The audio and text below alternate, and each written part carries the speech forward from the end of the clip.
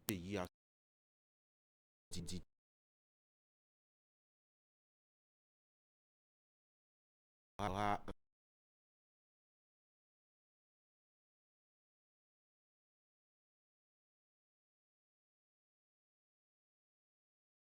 parfois remettre en cause totalement l'autorité de l'État dans cette partie de l'Afrique.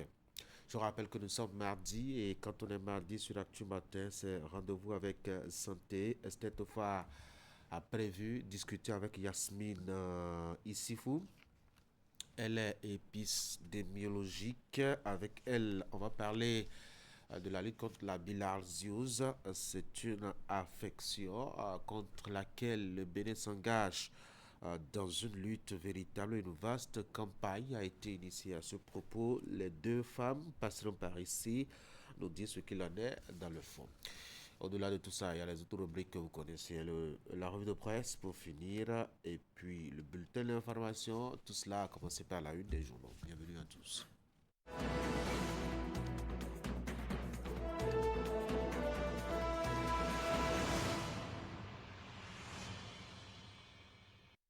Nous sommes donc au rendez-vous de la une des journaux. On va commencer par Fraternité notamment. Après 10 ans de gouvernance du Bénin, les noyaux durs du régime Talon, une fidélité sans faille. Le journal a cité Wada India Chane Tonato Seydou Adidjatou Karimou dans un record inédit. Can Beach Handball à Lomé 2026, les Amazones sacrées championnes d'Afrique et qualifiées pour le mondial d'abord fraternité. Ordre des médecins du Bénin, 3 listes en compétition pour le renouvellement du Conseil national. Attaque au Mali, la CEDEAO condamne la barbarie terroriste.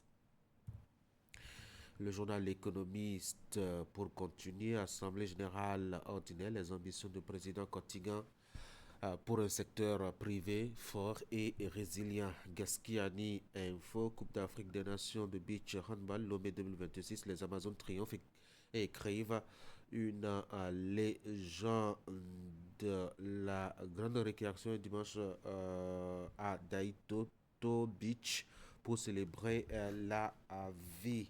Voici l'informateur. La Chine et le Canada félicitent Romuald Wadain. C'est dans le cadre justement de la présidentielle du 12 avril dernier qui a consacré son élection. Et puis, secteur de l'éducation, les militaires autorisés à enseigner dans le supérieur tentative d'attaque au Mali. Et le Bénin exprime sa solidarité.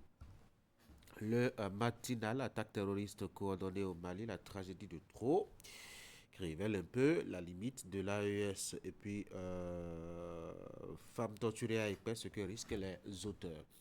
Dynamisme Info, lancement de Be Together et Africa Solidarity, une plateforme de Marius Amouzou pour les revenus numériques. Voici un matin libre Beach Handball Lomé 2026, les Amazones championnes d'Afrique. Audience à la criette, liberté provisoire refusée à Maître Magloire, Nyansounou. Nous passons à la boussole, investiture imminente, Wadaï active les derniers réglages. Passons à la cime de l'information diplomatie économique. Talon Wadaï visite le nouveau golf club de Ouida. Lettre ouverte, lutte contre le paludisme au Bénin entre progrès enregistrés et défis persistants. Une riposte intensifiée. Nouvelle génération. Après la confirmation de la victoire de duo Wada Intalata, Marcelin Larou en chef d'orchestre, les forces vives de Banté rendent un hommage mérité aux populations. Le journal Le Quotidien, nouvellement élu, Romia Douadaï, du génie des finances au génie de la politique.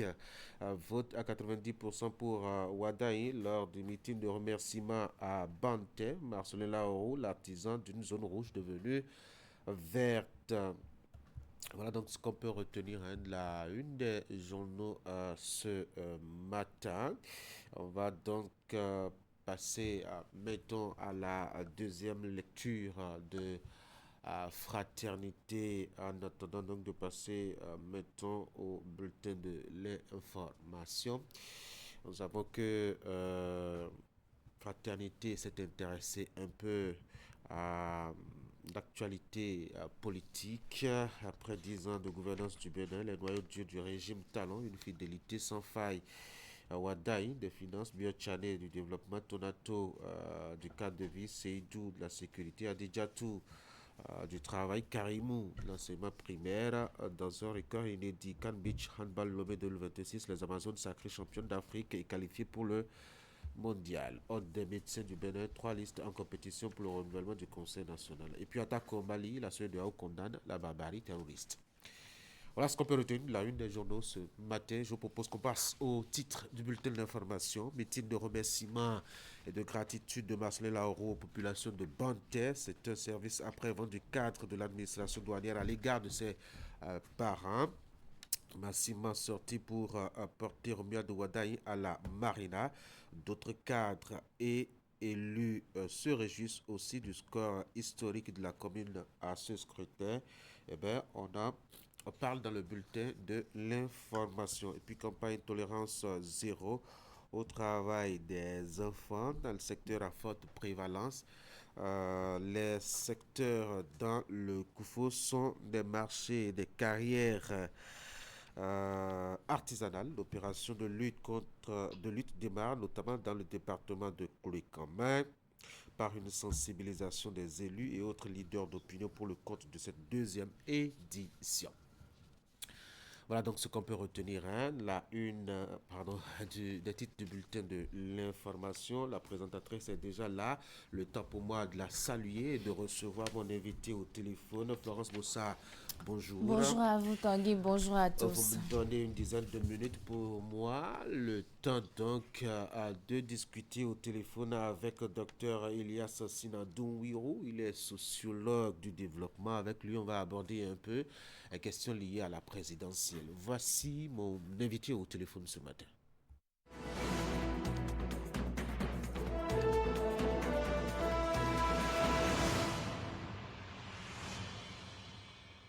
Docteur Sinadououirou, bonjour. Bonjour Tanguy Agri. Merci beaucoup d'avoir décroché aussi matinalement mon appel ce matin pour évoquer cette actualité-là. C'est la première fois de l'histoire du Bénin démocratique qu'un président est élu à près de 95% des suffrages exprimés. Docteur, en tant qu'acteur politique et en tant qu'observateur aussi de la vie sociopolitique du Bénin, quelle interprétation faites-vous de ce score-là? Merci Tanguy Agoy. C'est toujours un plaisir pour moi de me retrouver à vos côtés dans l'émission matinale. Pour moi, ce score exceptionnel, il faut le dire, traduit trois réalités. D'abord, une adhésion massive au projet de société du candidat Romuald Wadaï, Oui. les bilans et le bilan du président Patrice Talon, la vision et la crédibilité du président Romuald Wadaï.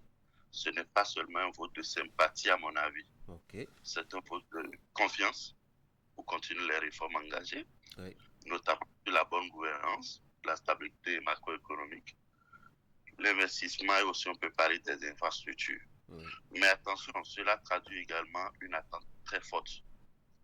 Quand un peuple s'exprime à près de 95%, Oui. il envoie aussi un message clair pour moi.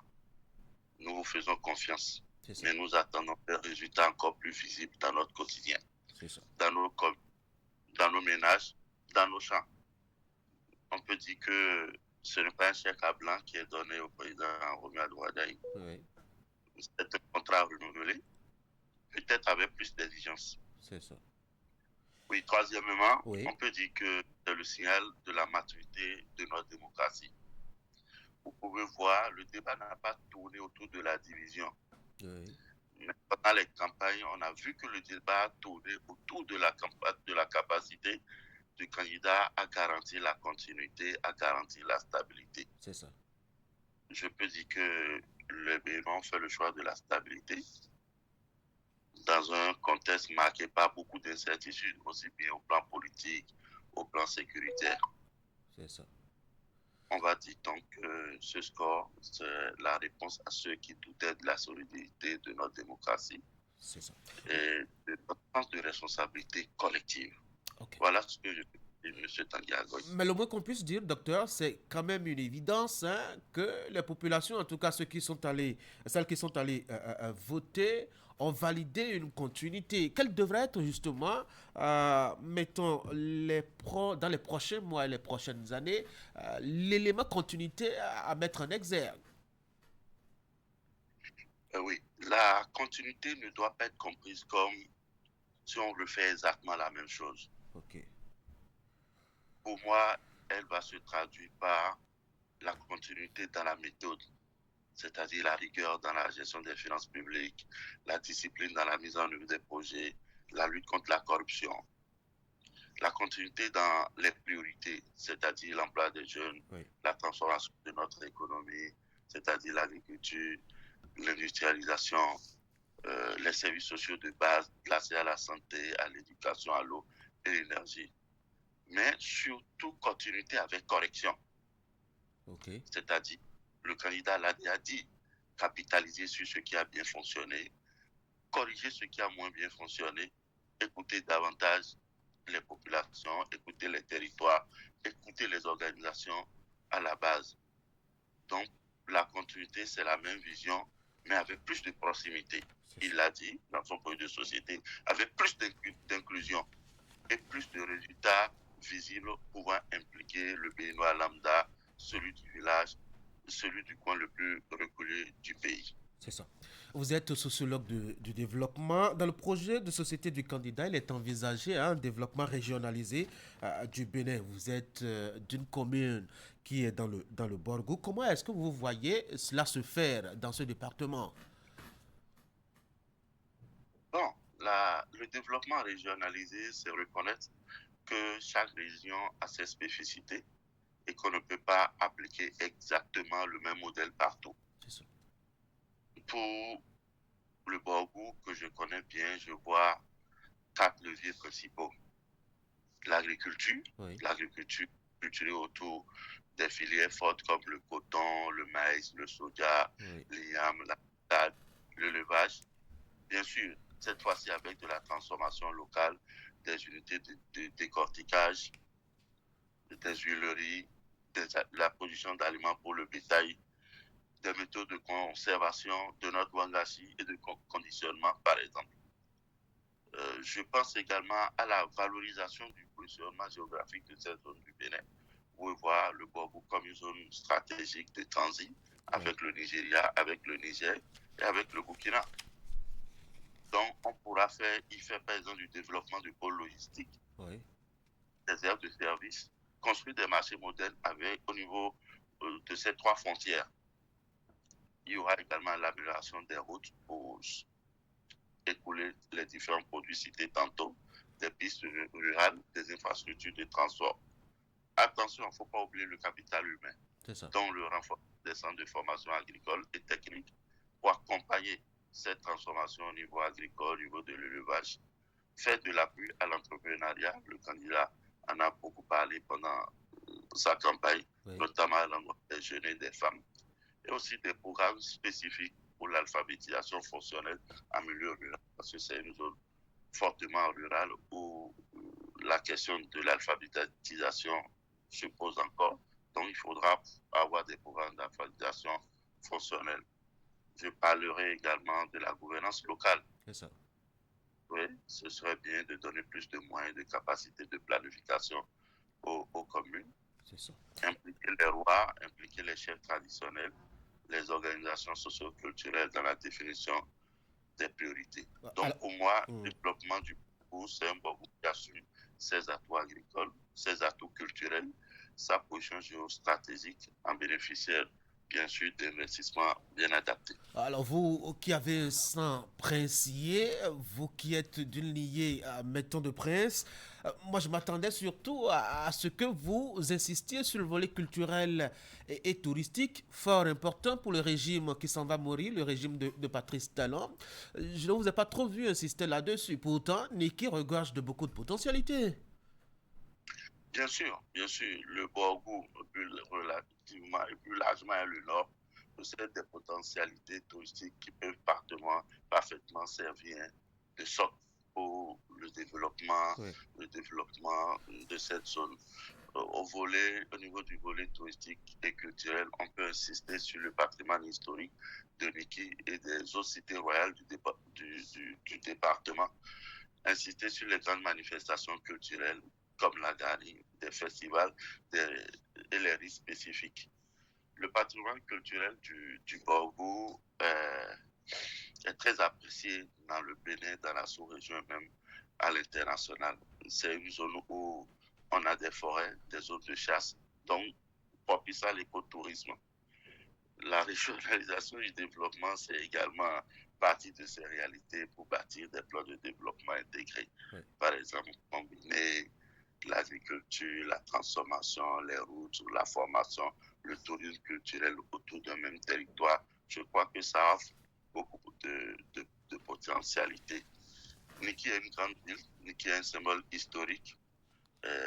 Principalement sur Niki, je pense qu'on peut travailler sur la dimension historique et institutionnelle de cette ville, c'est ça. c'est-à-dire la place de Niki dans l'histoire du royaume Batono, Oui, son rôle dans la dynamique de paix, de médiation et de cohésion sociale dans tout l'empire Batono, qui va du Bénin jusqu'au au Nigeria. Nigeria, du Niger et un peu vers le Burkina. Oui, oui, On peut aussi travailler sur la dimension culturelle et événementielle de la Ghana, comme on l'a fait pour les Bodundis, oui, les cérémonies royales, les fêtes traditionnelles, les savoir-faire artisanaux. Je pense au taco que, par exemple, nos équipages, j'allais dire, ont fièrement porté pendant la dernière Coupe d'Afrique des tout à Nations. fait, tout à fait. Vous voyez, on peut travailler également sur la musique, euh, les danses traditionnelles de la zone. Si ces atouts sont mieux organisés et promus, on peut dire l'équipe est devenue un pôle de tourisme culturel de référence dans le Nord. Docteur Sina Dunwiru, quand on parle généralement de développement, on voit l'État central souvent et puis accessoirement, on voit les communes. Très souvent, on parle très peu des associations, des regroupements de citoyens. Est-ce à dire que leur contribution est si négligeable pour, je dois dire, la construction du développement du pays? Pas du tout. Attention, attention. Les associations, les ONG, les coopératives sont des maillons essentiels dans le processus de développement. Euh, dans l'œuvre politique, c'est normal qu'on ne puisse pas parler d'elles parce qu'elles sont censées être apolitiques. C'est ça. Mais on construit le développement avec elles. Je veux parler de co-construction du développement avec ces associations, notamment dans la définition des priorités. Oui, On a élaboré derrière ça les perspectives à long terme à la FIA 2060. oui, Ça a commencé avec les associations. Elles ont contribué au diagnostic local, à l'identification des besoins réels des populations. Parce que ce sont elles qui travaillent avec les populations au quotidien dans leur réalité. Dans la mise au-delà de l'identification des problèmes, dans la mise en œuvre des projets également. Quand vous allez, par exemple, dans nos communes, la gestion des projets d'eau, oui. des écoles, santé communautaire, même des projets agricoles et environnementaux, vous avez les ONG qui sont fortement impliquées et qui bénéficient souvent même de financement pour pouvoir s'impliquer dans la mise en œuvre des projets. Tout à Elles fait. font également de la sensibilisation pour la gestion du changement. Vous les voyez dans l'éducation civique, dans l'éducation financière. Quand vous allez au ministère des Affaires sociales, notamment le projet ARC, ou Oui, bien vous avez des projets de cohésion sociale comme le COSO, derrière ça, c'est une multitude d'ONG que vous avez qui sont impliquées, qui reçoivent des ressources et qui font de la sensibilisation pour le changement social, mais qui font également du suivi citoyen, notamment participer au contrôle citoyen de l'action publique. oui. Vous voyez, quand dans nos communes, les séances de reddition de comptes sont organisées, il y a des ONG qui sont enregistrées, qui participent à ces séances de reddition de comptes et qui veillent à la transparence et à la bonne utilisation de nos ressources. Vous voyez au plan national et même international comment des ONG comme participent, des ONG comme Alcré Oui. montent au créneau pour attirer l'attention. Je crois que c'est un processus intégré et sans les nommer, les ONG sont fortement impliquées dans ce programme du candidat Wadaï en ce qu'elles seront associées dans l'identification des besoins. On les écoutera dans leur rôle de suivi, dans leur rôle de contrôle contrôle citoyen. C'est ça. Et une dernière curiosité, hein, c'est vrai que le temps il est complètement parti. Vous êtes sociologue, je dois le rappeler.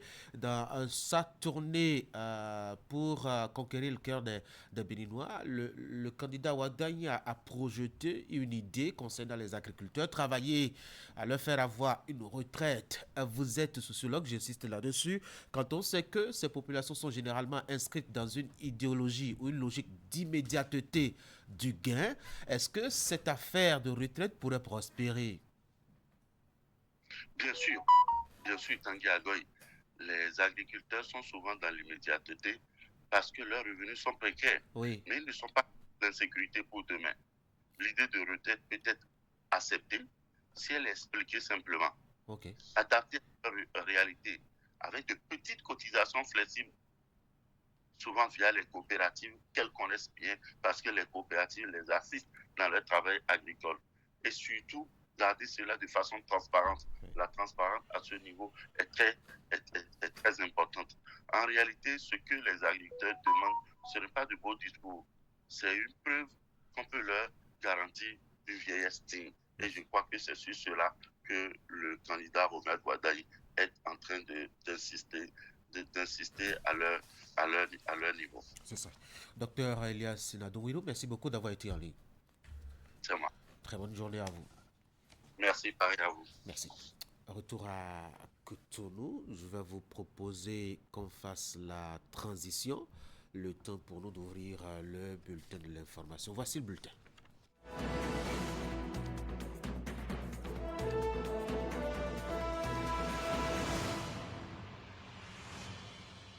Florence, merci pour la patience. Quelques jours après la proclamation des résultats définitifs de la présidentielle d'avril 2026, acteurs politiques et population de Banté se retrouvent. C'est pour un meeting de remerciement d'envergure. Oui, Tanguy, le colonel des douanes Marcelin Laourou et les cadres de cette commune du département des Collines ont salué les populations fortement mobilisées derrière le duo Ouaddaï-Talata le 12 avril passé. Reportage. Quelques jours après la proclamation des résultats définitifs par la Cour constitutionnelle, l'heure est au remerciement des populations de Banté pour leur mobilisation lors du scrutin du 12 avril dernier. À la manette de cette grande mobilisation qui réunit cadres, élus, femmes et jeunes de la commune, le colonel Marcelin Laourou. Un moment de retrouvailles entre fils et filles de Banté. Notre commune a réalisé un score historique de votes à plus de 90%, je veux dire, en faveur du nouveau président élu. Ce résultat place Banté au premier rang de la 9e circonscription électorale et au 2e rang dans le département des Collines. Au-delà du taux de participation, mes remerciements sont en lien avec la paix et la sécurité qui ont caractérisé notre commune. Présent à cette rencontre, le directeur de campagne Hassan Seibou souligne le rôle de Banté dans la victoire du duo candidat de la mouvance. C'est aussi une occasion de rendre hommage au leadership de Marcelin Laourou. J'aimerais dire encore une fois, merci à Laourou Marcelin. Je te dis merci particulièrement. Parce que nous n'étions venus là, il faut le dire, que grâce à lui. Et le jour-là, c'est à Banté qu'on a eu la plus grande bousculade devant le président. Nous ne sommes pas venus ici pour faire des revendications. Ne nous donnez pas l'argent, développez les routes et nous-mêmes, nous allons travailler parce que nous sommes des braves valides. Nous avons des terres cultivables. Nous avons les richesses naturelles pour développer Banté. Faites l'essentiel, donnez-nous les outils pour que nous puissions développer Banté. Mobilisé pour la victoire du duo Ouaddaï-Talata, Banté est désormais tourné vers son développement. Un défi que cadres et populations se disent prêts à relever ensemble. En éducation, l'inscription des candidats, la liste des surveillants, celle des correcteurs sont déjà bouclées dans le département de l'Atlantique pour le compte du baccalauréat 2026. À quelques semaines des échéances fatidiques, le directeur départemental des enseignements secondaires, techniques et de la formation professionnelle fait le point des préparatifs. Ces actions sont celles qui sont menées à son niveau à côté des diligences des équipes de la direction des examens et concours. Au jour d'aujourd'hui, je peux vous dire qu'au niveau de notre département, l'inscription des candidats, que ce soit au niveau du bac ou au BPC, tout est terminé. Même au niveau des examens techniques, tout est terminé. Nous avons validé, pour ce qui concerne le baccalauréat, la liste des correcteurs et la liste des surveillants de salle. Ça, on a déjà fait ça. Ces listes seront rendues publiques en son temps et les acteurs seront informés des centres où ils iront officier. Aujourd'hui, nous avons envoyé la liste des chefs centres et chefs centres adjoints pour ce qui concerne le baccalauréat. Pour les examens techniques, tout est fini, puisque ça commence dès le début du mois de mai. Et avant cette date, les différentes listes seront rendues publiques, que ce soit pour les candidats, pour les surveillants de salle, etc., pour les chefs centres et autres. Alors, nous avons reçu déjà, toujours en respectant le planning des activités, nous avons reçu de la DEC des courriers qui nous demandent de proposer les chefs centres adjoints, les surveillants de salle, les correcteurs et les membres des différents secrétariats. Et les prochains jours, nous allons nous mettre à l'œuvre pour pouvoir libérer ces différentes listes. En gros, le planning est suivi normalement, il n'y a pas de retard. Et nous, au niveau département, nous ne pouvons rien faire en dehors de ce que celui qui tient le lead de l'organisation de ces examens nous demande de faire, parce que c'est un standard. Mathias Saromadegbe a saisi l'occasion pour lever le voile sur les astuces mises en œuvre par la direction départementale atlantique des enseignements secondaires techniques et de la formation professionnelle à l'effet de stimuler les apprenants ainsi que les enseignants pour des résultats éclatants. Vous savez, s'il y a des pratiques qui marchent, on cherche à améliorer. Donc, tout ce que nous avons fait l'année dernière pour avoir de bons résultats, nous continuons de faire ces choses-là et nous essayons d'améliorer ce qui est amélioré pour toujours avoir de très bons résultats. D'abord, nous avons fait le tour de tous les établissements qui présentent des candidats et prendre des engagements avec les apprenants. D'abord, nous leur demandons, pour ceux qui sont par exemple en troisième, on leur demande est-ce qu'ils maîtrisent le taux de réussite de leur établissement l'année passée. Il y en a qui ne maîtrisent pas, on leur rappelle ça pour dire mais votre charge cette année, c'est de tout faire pour dépasser ce taux. Et on profite de ces occasions-là pour leur donner des conseils. Les chefs d'établissement, les enseignants aussi, savent qu'ils n'ont pas le droit de descendre moins que ce qu'ils ont fait l'année dernière. Alors, pour motiver les différents acteurs à maintenir le cap, vous savez, on n'a pas les moyens pour donner de l'argent, mais même si c'est votre enfant à la maison qui pose un geste qui vous intéresse, vous dit c'est très bien, félicitations, ça le motive à toujours faire de bonnes choses. Donc, on a imaginé dans notre département une lettre de félicitations des enseignants qui réalisent de bonnes performances. J'appelle bonnes performances en tenant compte des résultats de 2 années consécutives. Dans un autre registre, à présent, le rideau est tombé sur la 3e édition du concours Livre ton livre organisé par l'ONG Matayara le week-end écoulé. Après plusieurs semaines de compétition, les finalistes se sont affrontés dans une ambiance à la fois studieuse et passionnée devant un public conquis. Entre prestations orales, défense d'ouvrages et créativité, cette grande finale a connu la présence de plusieurs personnalités.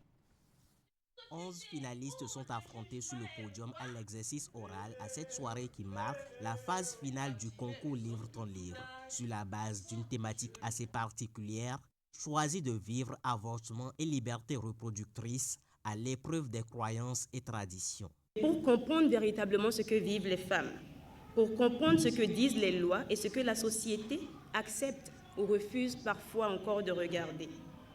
Ce soir, nous ne sommes pas seulement réunis ici pour une finale, nous sommes réunis autour d'un exercice de maturité collective, j'ai envie de dire. Un exercice qui consiste à accepter que les enjeux de santé sexuelle et reproductive, de droits des femmes, d'inclusion sociale, ne peuvent plus simplement être traités à la marge du débat public. Ce thème est en effet un enjeu au croisement du droit, de la santé publique, des normes sociales, des libertés individuelles et du développement. Sous les regards des membres du jury, les 11 lauréats ont livré chacun son résumé du livre imposé, La faiseuse d'ange de Nathalie Yekpe. L'initiative est appréciée par les personnalités présentes à la cérémonie. Livre ton livre est bien plus qu'une initiative culturelle. C'est un véritable espace d'expression.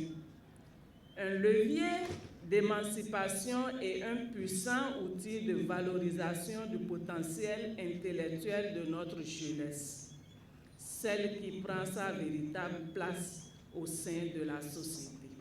Mais aucune femme ne se lève pour dire « je vais faire un tour, j'aborde rapidement et puis je reviens ». Ça n'existe pas. Elle a pleuré dans le silence.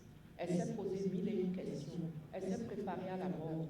Après délibération du jury, Bernardine Akwa Kentosu est déclarée vainqueur de cette édition 2026 du concours Livre ton livre. La société fait peur. Au Bénin, l'État central ne demeure pas face à l'ampleur que prend le travail des enfants. La campagne Tolérance zéro au travail des enfants dans les secteurs à forte prévalence est la réplique trouvée à ce phénomène. Dans le département du Koufo, la 2e édition a été officiellement lancée à Kulikame, Nassissa Lossé et Florando. Devant une assistance constituée d'élus locaux, d'acteurs de la société civile et de bien d'autres leaders d'opinion, un ballet de communication et des projections sur écran géant montrant l'exploitation qui est faite des enfants dans des carrières ici, dans le département du Koufo. Un enfant, quand il n'est pas à la maison, il doit être à l'école, s'il en a l'âge, ou il est simplement dans un atelier, s'il a l'âge d'être dans un atelier.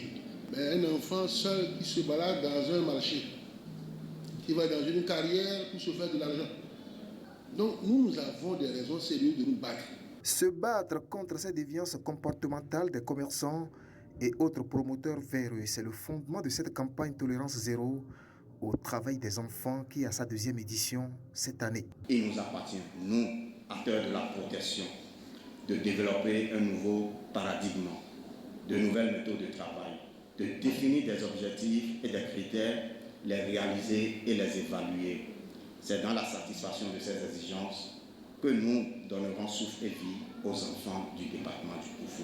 Des enfants dont les droits ont été défendus contre vents et marées ici l'année dernière et avec des résultats probants. La première édition de la campagne Tolérance zéro a permis d'effectuer 58 visites d'inspection, de sensibiliser 1852 acteurs, de retirer 337 filles et 667 garçons, de référer au Ségus, SCPS et à l'ONG CUSO 932 enfants pour leur prise en charge. À tout ceci, il faut ajouter plus de 1000 contrats d'apprentissage visés. Quant aux poursuites pénales, la cage affiche 18, a précisé l'autorité. La bataille, a-t-elle conclu, se poursuivra cette année. Et pour finir, la mosquée centrale de Parakou était pleine d'émotions à l'occasion du 8e jour de décès de l'épouse du ministre conseiller Rachidi Gbadamassi. La cérémonie de recueillement et de solidarité a connu la présence de plusieurs personnalités de haut rang, dont la vice-présidente de la République, des membres du gouvernement et des députés à l'Assemblée nationale, Jacques Débé et Socrate Adantodi.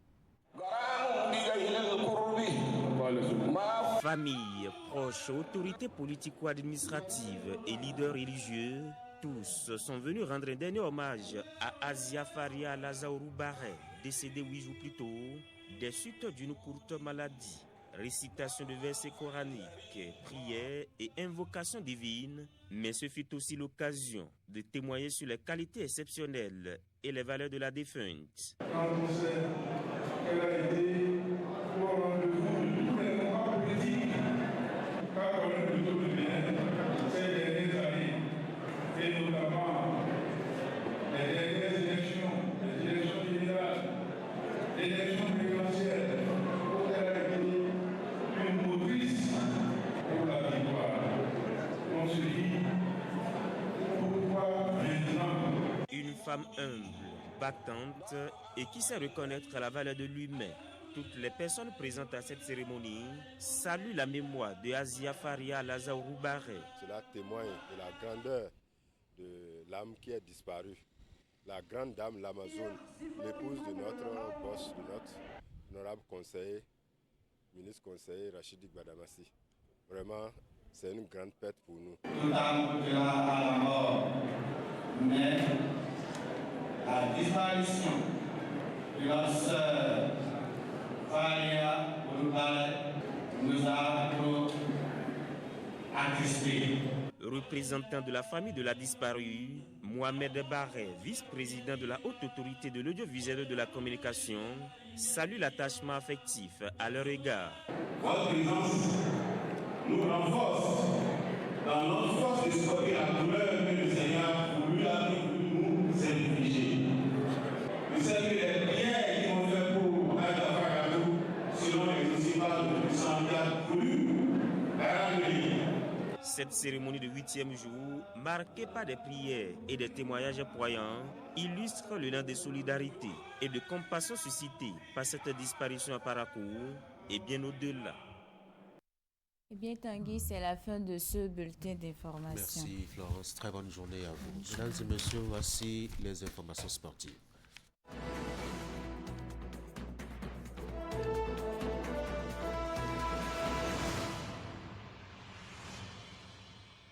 On va tendre nos oreilles du côté de Lomé. Il y a de bonnes nouvelles qui nous parviennent de là-bas. Candide, bonjour.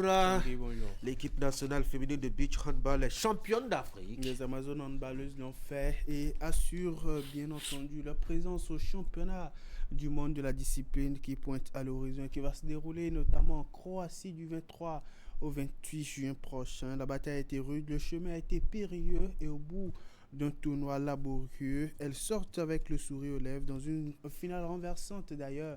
Les Amazones du Bénin ont donné du fil à retordre aux Togolaises et s'adjutent au bout le joyau en or du tout premier championnat africain de beach handball et bien entendu handball de plage. Après un parcours de combattants, l'équipe béninoise termine sur la première marche du podium devant le Togo, dompté au cours de la première manche. Les Béninoises ont su refaire leur retard au score et justement s'offrent non seulement le titre mais aussi le ticket pour le mondial de beach handball à venir. Chez les messieurs, le Bénin termine sa compétition au pied du podium. Même si les Guépards avaient déjà rangé le rêve du mondial, ils avaient ce lundi une consolation à aller chercher. Il s'agit de la médaille de bronze de ce premier championnat africain de handball de plage au niveau de la catégorie des hommes, mais à l'arrivée les hommes du coach Aimé Sébior n'ont pu s'offrir la troisième place face à leurs homologues du Mali dans le match de la troisième place. Au terme d'une rencontre âprement disputée, ils se sont inclinés sur un score de 2-0 et terminent donc quatrième de la compétition à Lomé au Togo. On va changer de discipline maintenant et prendre des nouvelles des Amazones juniors du Bénin. Là, on parle de football dans le cadre de la manche allée du quatrième et dernier tour qualificatif à la Coupe du Monde féminine des moins de 20 ans Pologne 2026. Les filles du sélectionnable Abdoulaye Ouzerou ont rallié ce lundi la capitale ivoirienne après donc une semaine intense de préparation dans la capitale togolaise. Les Amazones ont quitté en fin de matinée de ce lundi Lomé pour rejoindre Abidjan. La délégation béninoise a d'ailleurs atterri à l'aéroport international Félix Houphouët-Boigny dans la mi-journée et est bien installée en terre ivoirienne où elle va amorcer la dernière ligne droite de sa préparation avant le rendez-vous crucial du samedi prochain face à son homologue de la Côte d'Ivoire. Un match à bien négocier surtout pour prendre déjà une option sérieuse sur la qualification à la prochaine Coupe du Monde féminine au niveau des juniors avant donc la manche retour prévue pour dans quelques jours à Lomé au Togo. D'une sélection à une autre, parlons maintenant des hommes, notamment des locaux. Les Guépards U23 du Bénin reviennent dans l'actualité. La sélection olympique du Bénin aura 3 jours de stage à compter de ce mardi jusqu'au 30 avril prochain. En prélude donc à ce regroupement, le sélectionneur Moussa Latoundi a dévoilé une liste de 40 joueurs, une liste élargie de 40 joueurs, dont 3 gardiens de but, 13 défenseurs, 11 milieux de terrain et 13 attaquants. Sur cette liste, on retrouve au poste de gardien de but Akidele Kamaldine de l'ES Soubema, Lissassi Aubin de Coton FC, Tinonvi Mariano de Lotopopo. En défense, on a entre autres Agbanou Prince, Fadilou Issiaka, Eustace Ayaï Dovi et Christophe Adonouchal, Mohamed Fofana, Kokou Kennedy de Soumon Romain. Sans milieu de terrain, nous avons Molade Olu Afemi et Karim Rama Adam et bien entendu Alidou Adam Madi, sans oublier Idrissou Omunasirou Alidou Hamza, Gabaroy Josué et bien entendu Olugbade Junior. Et bien entendu au poste d'attaquant, les joueurs convoqués par le sélectionneur Moussa Latoundi sont entre autres Malik Lawal, Prince Ricardo Dossoua, Guémon Michel, Rachidou Razak, Saïd Ngobi, Chambou Petoni et bien entendu Idrissou Marou Fou comme Oseni Badiro. Voilà entre autres les joueurs convoqués par le sélectionneur Moussa Latoundi pour 3 jours de stage à compter de ce mardi jusqu'au jeudi prochain. Ouais. La date de la prochaine Coupe d'Afrique des Nations des moins de 17 ans est connue. Oui, du 13 mai prochain jusqu'au 2 juin 2026 pour suivre de bout en bout la grande messe du football continental au niveau de la catégorie des cadets. Après donc une édition 2025 déroulée au Royaume chérifien et remportée par les Lionceaux de l'Atlas du Maroc, le pays s'apprête à abriter une fois de plus la compétition, un tournoi qui sert aussi de qualification pour la Coupe du Monde de la catégorie qui va se dérouler cette année au Qatar. Seuls les 8 quarts de finalistes seront qualifiés pour le tournoi mondial. Et voici justement la composition des différents groupes pour la Coupe d'Afrique des Nations au niveau donc du continent. Dans le groupe A, on retrouve le Maroc, pays hôte, en compagnie de la Tunisie, de l'Égypte et de l'Éthiopie. Dans le groupe B, la Côte d'Ivoire est en compagnie du Cameroun, de l'Ouganda et de la République démocratique du Congo. Le groupe C est pour le Mali, l'Angola, la Tanzanie et puis le Mozambique. Et puis dans le groupe D, on retrouve le Sénégal, l'Afrique du Sud, l'Algérie et le Ghana. Rendez-vous à partir du 13 mai prochain pour donc le coup d'envoi officiel de cette 16e édition de la Coupe d'Afrique et des Nations des moins de 15 ans. Tanguy, ce mardi s'ouvre justement les demi-finales de la Coupe aux grandes oreilles, de la Coupe aux oreilles larges, la Ligue européenne des champions qui amorce dès ce mardi son étape des demi-finales. Le Carida s'ouvre justement ce mardi avec les 2 affiches prévues, mais une seule va se dérouler ce soir à partir de 20h. La rencontre qui va opposer l'équipe championne en titre à l'équipe bavaroise, le PSG qui affronte ce soir l'équipe du Bayern de Munich. Ça sera à partir de 20h. Oui, je crois qu'on est en train de s'acheminer progressivement vers la fin de la saison. Et puis, on a quand même 2 clubs qui, mettons, ont eu un parcours un peu contrasté. Les Bavarois qui sont restés depuis le début, comme je dois dire, les favoris annoncés et qui ont maintenu le cap depuis la phase, donc la première phase de rencontre avant les phases éliminatoires. Par contre, le PSG qui a bataillé dur pour être à ce niveau et qui a montré, je dois dire, une progression dans son jeu, dans la qualité de son jeu. On a l'impression que c'est le même scénario hein, que par l'année passée, étant donné ils sont sortis difficilement de poule comme l'année passée. Ils ont préparé les barrages. Ils ont préparé les barrages, etc. Avant notamment de connaître le sacre. Ces deux équipes ultra offensives, sauf que les Allemands perdent avec, mettons, 2 ou 3 désavantages. Déjà qu'ils vont jouer à Paris. Et donc que ça ne va pas être devant leur public. Et évidemment, ça peut avoir, je dois dire, un impact sur l'issue du match. Deuxième handicap, c'est quand même que le coach est suspendu avec des règles assez strictes hein, pour cette compétition notamment, c'est-à-dire qu'il n'aura aucun contact avec l'équipe pendant les 90 minutes de la rencontre et s'il fallait aller au-delà, pendant tout le temps donc, de la rencontre. Donc ça va être certainement un autre handicap à gérer. On a aussi quand même qu'il y a quelques bobos dans l'équipe bavaroise qui font que on n'est pas toujours à la très bonne forme. Le PSG étant presque complet avec des jeunes promus récemment qui ont fait leur efficacité. Je crois qu'il y a un léger avantage pour les Français. Et surtout les résultats des quarts de finale qui étaient en faveur. Avec des paires de gifles infligées à Chelsea par exemple ou à comment est-ce que vous appelez l'autre Paris est en tout cas dans la meilleure de ses formes possibles pour affronter justement cette rencontre. De 20h pour cette explication entre Parisiens et Bavarois. Et bien entendu, une rencontre qui commence cette étape des demi-finales de la Ligue européenne des champions. 26, on reviendra par ici demain pour faire le point. Affiche qui sera justement au cross d'attention ce soir. Deuxième affiche qui va se dérouler.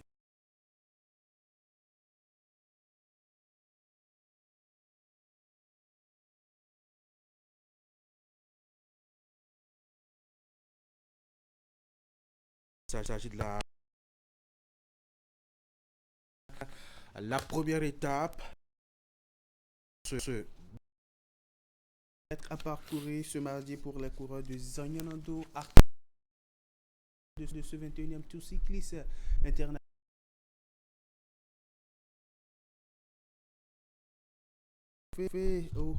Bien entendu, auront des vélos de tous. Mais bien avant le top départ de cette fête cycliste a été donné depuis ce lundi par le prologue, un contre-la-montre individuel sur une distance qui a connu la participation de 70 coureurs et comme vous le voyez à l'image par l'Allemand Oskar Schempe de la avec un thème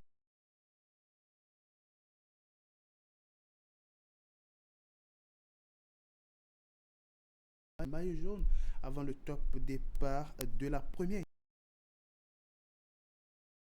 matin de Zanyonando à Savadan, justement donné pour cette prévu pour ce 21e tour cycliste international du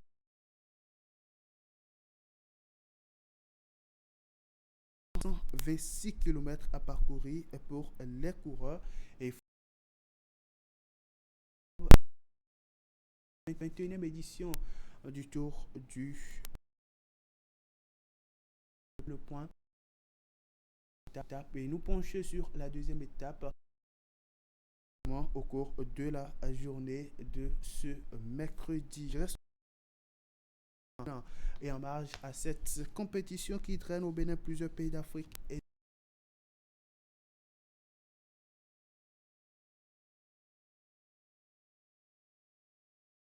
et ce lundi, David Lapatien était au cabinet du ministre des Sports Benoît Dato pour une audience, une rencontre entre le patron des sports béninois et le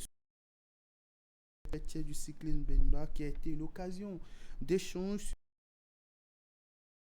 le cyclisme béninois.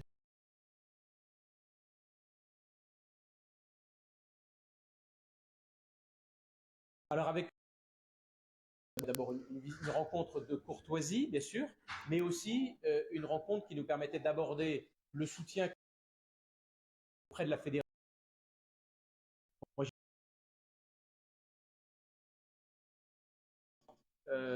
Et du ministère des Sports du Bénin. Et puis j'ai aussi dit à Monsieur le ministre tout ce que nous faisons, nous, au niveau de l'Union cycliste internationale, pour soutenir la Fédération béninoise de cyclisme. Mais nous nous sommes accordés avec Monsieur le ministre pour dire que la Fédération béninoise de cyclisme est une des plus sérieuses, en tout cas ici au Bénin, mais aussi dans l'ensemble des fédérations africaines de cyclisme que nous avons. Et nous sommes très très heureux d'être ici aux côtés du président et toute son équipe pour développer le cyclisme. Alors le tour du Bénin est une course majeure, une course inscrite au calendrier UCI, elle est en catégorie 2.2. Voilà. Donc c'est pas beaucoup, on aimerait d'ailleurs en avoir beaucoup plus. Donc c'est une épreuve bien organisée qui donne beaucoup de points d'ailleurs au classement aussi mondial de l'UCI. Et donc c'est une des épreuves phares que nous avons ici à l'échelle du continent, avec le Tour d'Algérie, avec le Tour du Rwanda, avec quelques tours ici qui sont vraiment solides. Donc pour nous, c'est bien sûr une très très belle course. David Lapatien qui s'exprimait également là sur le Tour du Bénin dont le 21e chapitre a été officiellement lancé hier par un prologue déroulé à Cotonou et dont la première étape quitte Zayanado ce matin pour Savès sur une distance de 126 km à parcourir pour les différents coureurs. Le président de l'Union cycliste internationale a aussi été interrogé sur les rapports de l'UCI avec les différents pays africains dont les fédérations de cyclisme sont affiliées à l'instance fêtière. On va l'écouter. Alors, on a bien sûr des relations avec nos 54 pays africains qui sont affiliés à l'Union cycliste internationale. Ils sont naturellement parfois plus développés avec certains parce qu'il y a des fédérations plus dynamiques. C'est exactement en fait le cas du Bénin. Il y a un gros travail qui est accompli. Et avec nos fédérations africaines, nous travaillons sur plusieurs axes. D'abord, bien sûr, la formation des athlètes, à travers la détection des athlètes, à travers la formation d'un certain d'entre eux dans nos camps d'entraînement, dans nos camps de détection. Et puis après, certains viennent en Bretagne pour faire un camp que nous avons localisé là-bas. Et puis ensuite, on a une équipe continentale UCI, c'est-à-dire professionnelle, qui est basée au siège de l'UCI en Suisse. Et là, nous avons des athlètes. La moitié sont des athlètes africains, l'autre moitié sont des athlètes du reste du monde. Et parmi les athlètes africains, nous avons d'ailleurs une béninoise, Georgette, et donc nous sommes très très heureux de l'avoir là. Donc nous sommes aux côtés de nos nations africaines. Voilà donc les propos de David Lapatien, président de l'Union cycliste internationale du Bénin de l'Union cycliste internationale qui est au Bénin depuis quelques jours pour suivre de bout en bout cette 21e édition du Tour cycliste international du Bénin, la grande fête cycliste du Bénin qui va tenir en haleine le public et surtout les différents coureurs qui vont se dépasser sur les différentes routes. Et ça sera justement une occasion de dépassement de soi, de résilience surtout sur nos routes pour quand même s'offrir le cal final de cette édition du Tour cycliste international du Bénin. De toutes les façons, chaque matin par ici, nous on fera avec vous le point de chacune des différentes étapes. Tanguy, ça sera tout pour l'espoir de ce matin. Merci Candide pour l'édition des informations sportives sur Actu Matin. Très bonne journée à vous. Merci Adma. À demain. Mesdames et messieurs, notre débat, je vous le rappelle, va porter sur la situation au Mali actuellement. Une attaque coordonnée des djihadistes samedi dernier a soumis l'État à une fragilité indescriptible. La sécurité est remise en cause. On cherche encore à avoir les premières images du président de la transition, le général Goïta, le colonel Goïta, pardon. Les échos qui viennent de Bamako ne sont pas des plus intéressants, en tout cas pour quelqu'un qui est attaché à l'équilibre de l'état de droit. On en parle tout à l'heure lors de nos discussions. Voici la page santé.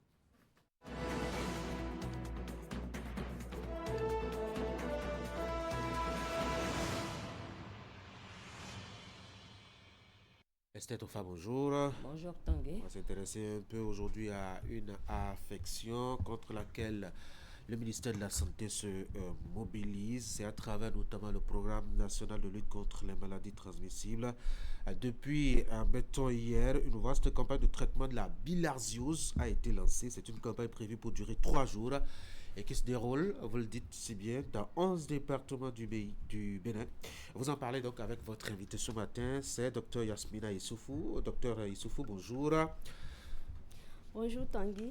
Vous êtes épidémiologiste au service de traitement de masse et surveillance épidémiologique du programme national de lutte contre les maladies transmissibles. Merci beaucoup d'avoir accepté d'être par ici ce matin. Esther, vous parlez donc de la bilharziose. Oui, on parle de la bilharziose et puisque la spécialiste est déjà en plateau, elle va nous dire déjà qu'est-ce qu'on peut comprendre par cette pathologie. Merci Esther, bonjour. La bilharziose est une maladie tropicale négligée, parasitaire, grave et causée par des vers plats qu'on appelle schistosomes. Et ces vers vivent dans la paroi des vaisseaux sanguins et se transmettent par contact d'eau douce contaminée. Donc, et quels sont les symptômes de cette maladie? Donc, je disais tantôt que la maladie se contracte par contamination d'eau douce contaminée, notamment les rivières, les lacs ou même les marigots.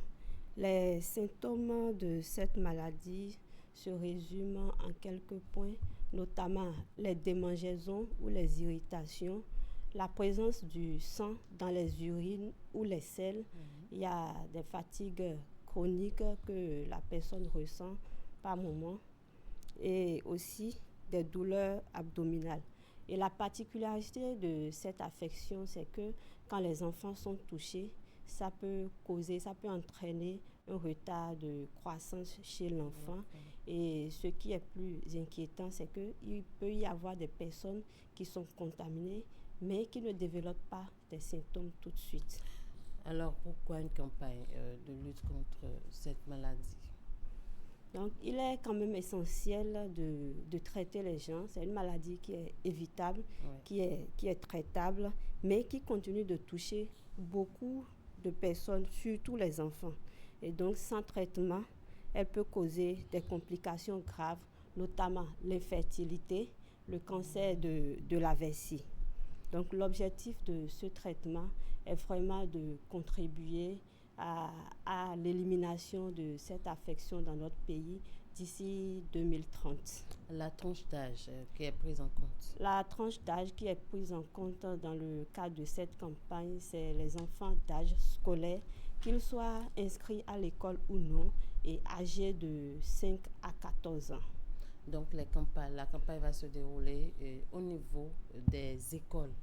La campagne est prévue pour se dérouler essentiellement dans les écoles, mais aussi en communauté, puisque tous les enfants ne sont pas inscrits dans les écoles. Donc, les enseignants, à leur niveau, se chargeront d'administrer les comprimés du praziquantel aux enfants qui sont inscrits à l'école. Et en communauté, les comprimés seront donnés par les relais communautaires. Alors, on a constaté que tous les départements sont pris en compte dans cette campagne, sauf le département du littoral. Pourquoi? Oui, merci. Par rapport à cette affection, il faut dire que dans notre pays, 76 communes sur les 117 sont touchées par la maladie. Et depuis 2013, après les évaluations initiales, il y a eu des prévalences variantes. Les prévalences étaient variantes d'une commune à une autre. Et selon la prévalence dans une commune, il y a des communes qui font le traitement chaque année, il y a d'autres qui font le traitement chaque 2 ans. C'est ainsi que vous allez constater, même actuellement, dans les 11 départements concernés, toutes les communes ne seront pas concernées. Et la stratégie, initialement, prenait en compte le niveau commune, mais de plus en plus, après ces quelques années de traitement, et des évaluations ont été faites et ont montré l'efficacité des campagnes de masse.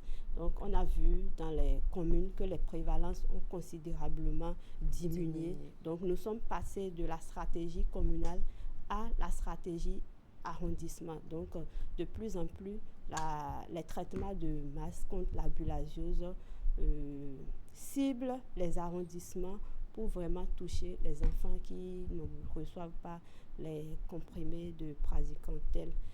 Je ne l'avais pas dit dans l'introduction, le comprimé qui est donné pour lutter contre la bilharziose, c'est le praziquantel dosé à 600 mg. Et ce comprimé est donné à l'enfant en fonction de son âge, j'avais dit à partir de 5 ans, 5 à 14 ans, et surtout la taille. Le nombre de comprimés à donner à un enfant est fonction de la taille de cet enfant-là. D'accord. Alors, quelles sont vos attentes à la fin de cette campagne? À la fin de cette campagne, nous attendons vraiment que tous les enfants âgés de 5 à 14 ans qui vivent dans les communes ciblées cette année reçoivent entièrement leur dose de praziquantel attendue. Nous sommes au 2e jour de cette campagne, ça prend fin demain. Quel est le message que vous avez à passer? Un message de sensibilisation. Effectivement, la campagne prend fin théoriquement demain, mais pourrait connaître de ratissage pour pouvoir atteindre tous les enfants et surtout ceux qui ne sont pas à l'école. Les relais pourraient vraiment continuer le travail pour pouvoir traiter tout le monde. Donc, nos attentes ici, c'est vraiment que toute la communauté y adhère au traitement, accepter qu'on donne vraiment le praziquantel aux enfants, que ce soit les agents de santé ou même ceux qui sont en communauté, qui nous soutiennent vraiment dans ce traitement, parce que le mode de contamination fait que lorsque on arrive à traiter tous les enfants et qu'on laisse ce seul enfant, s'il est infecté, il peut contribuer encore à réinfester les autres enfants. Donc nous attendons que tous les enfants ciblés dans ces arrondissements et communes-là soient traités. Merci beaucoup à vous, Madame Yasmine Issifo. Je rappelle que vous êtes épidémiologiste au service de traitement de masse et surveillance épidémiologique au Programme national de lutte contre les maladies transmissibles au ministère de la Santé. Merci d'être passé sur ce plateau. Merci beaucoup. Merci à vous, chère dame, d'être passée par ici pour nous parler donc de la bilharziose et de la campagne qui est en cours à ce sujet. Très bonne journée à vous. Merci. Mesdames et messieurs, je vous propose qu'on fasse un tour à la régie, le temps de découvrir pour nous le magazine de ce matin. La cybercriminalité est un fléau à l'antipode du développement socio-économique durable et de la crédibilité de notre pays. Ne permettons pas aux cybercriminels et gaïmans de salir la réputation de notre pays et de ruiner nos efforts collectifs en faisant fuir les investisseurs. Ensemble, combattons la cybercriminalité en dénonçant les gaïmans. Pour tout renseignement et assistance contre la cybercriminalité, appelez les numéros 63 09 51 61, 63 09 51 62, 65 48 78 74 ou écrivez à l'adresse mail au crc@dgpr.bj.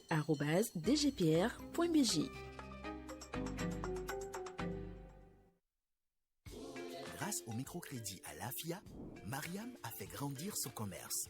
Avec le microcrédit à l'AFIA, Kofi a acheté cette nouvelle machine. Bonne nouvelle, le microcrédit à l'AFIA 3 est arrivé. Avec le microcrédit à l'AFIA 3, empruntez de 100 001 francs à 200 000 francs CFA pour développer votre commerce, investir dans vos projets et augmenter vos revenus. Un crédit rapide et simple à rembourser chaque semaine ou chaque mois. Rendez-vous vite dans l'une de nos institutions de microfinance partenaires. Pour toute information, appelez gratuitement le 73 20 de 8h à 18h, 7 jours sur 7. Microcrédit à l'AFIA, le crédit qui vient à vous.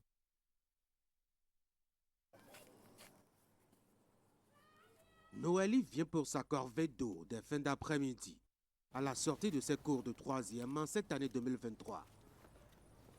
Pour trouver le liquide précieux et satisfaire les besoins de sa maison, Noélie doit braver la colie. D'abord, la gravir. Une dizaine de mètres à grimper sur des parois lisses, brutales et très risquées. En dépit de l'habitude, elle y arrive toujours essoufflée. Non. Je suis déjà habituée de ça. Et tu n'as pas peur de grimper et de descendre? Non.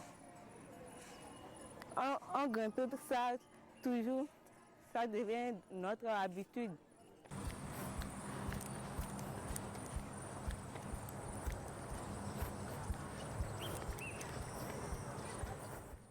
Il y a un robinet, mais ça ne donne pas bien. Mais on prend pour ici, là, pour faire la lessive. C'est pour ça qu'on cherche pour ici, là. Et tu viens combien de fois par jour ici? Au moins, si tu veux, 5 fois.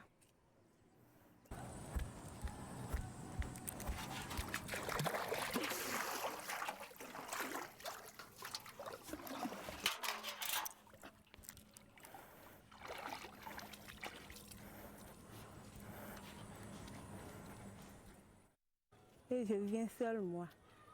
Et les amis ne t'accompagnent pas? Non. Et maintenant tu vas descendre avec l'eau là, tu n'as pas peur? Non. Pourquoi? Parce que c'est devenu notre habitude. Il lui faut ensuite, au prix d'une agilité, dévaler la grosse pierre, l'eau en équilibre sur la tête. Noélie doit se plier chaque jour à ce devoir, qu'elle remplit sans crainte. En dépit du caractère très dangereux du parcours, qui ne vaut même pas la qualité de l'eau puisée, elle assume ce travail depuis des années maintenant.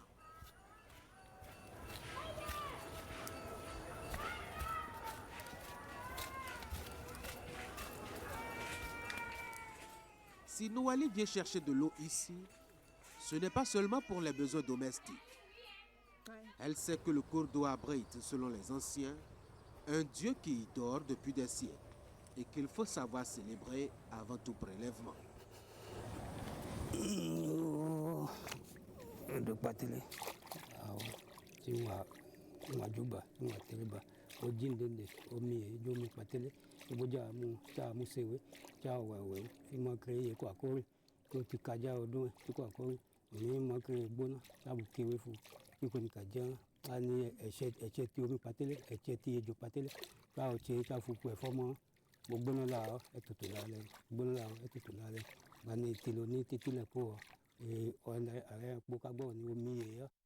Magnifié convenablement par le prêtre, le Dieu qui y vit peut laisser chaque année les humains profiter de son bien. Homme comme femme peut alors s'en approcher pour surtout obtenir des bienfaits au-delà des besoins domestiques.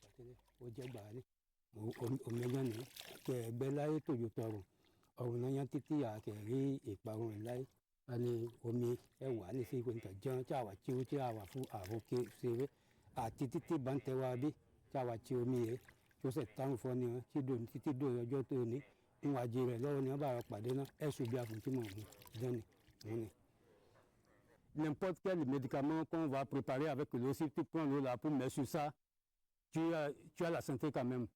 Il faut d'abord avoir la foi sur ça, qu'avec le nom de cette eau, je vais retrouver la santé.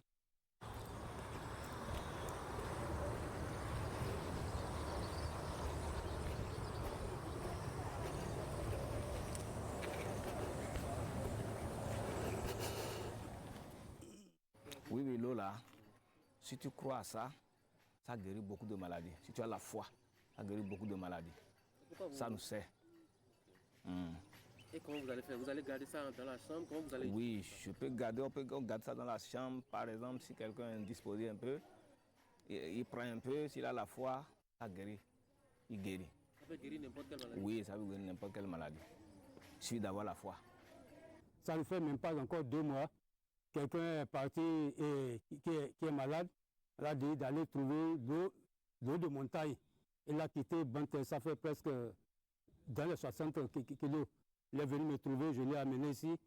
Il est venu puiser avec 2 bidons de 50 000 emportés pour préparer le médicament. Et jusqu'aujourd'hui, si on se rencontre, je gagne mes bienfaits.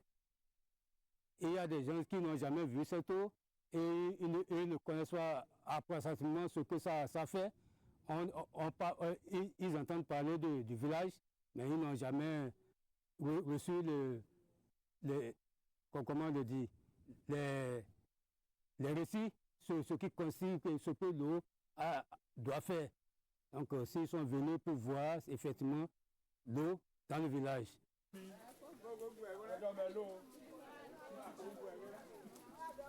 C'est au nom de cette nature d'eau de miracle que chaque année, la collectivité des Arodjagui, peuple des collines par l'histoire et les origines, vient ici dans une procession presque religieuse, un peu comme pour se ressourcer, retourner à la source. Leurs parents ont vécu par ici et ses descendants viennent pour y remonter le temps.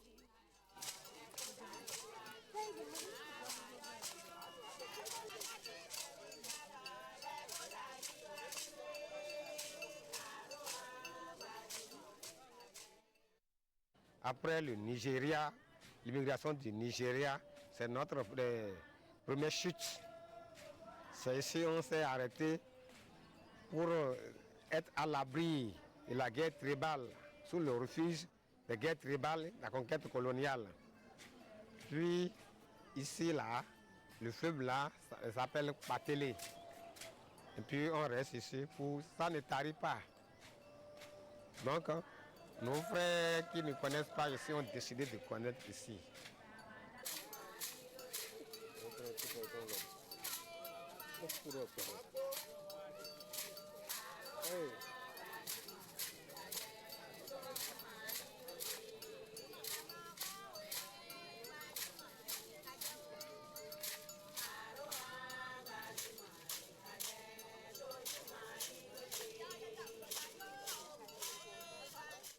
Il arrive que le fleuve là se remplisse complètement. Oui, ça déborde. Tout ça envahit tout ici. L'eau là, les gens consomment ça? Et ils prenaient ça. On boit ça, on lave, on fait la vaisselle, la lessive avec ça, on fait tout. Mais aujourd'hui, comme la modernisation exige de ne pas prendre l'eau de marigot, l'eau de fleuve, de ruisseau, de rivière là, ils commencent pas à prendre l'eau de pompe. Mais ça sert aujourd'hui jusqu'à présent à faire la lessive, à se laver.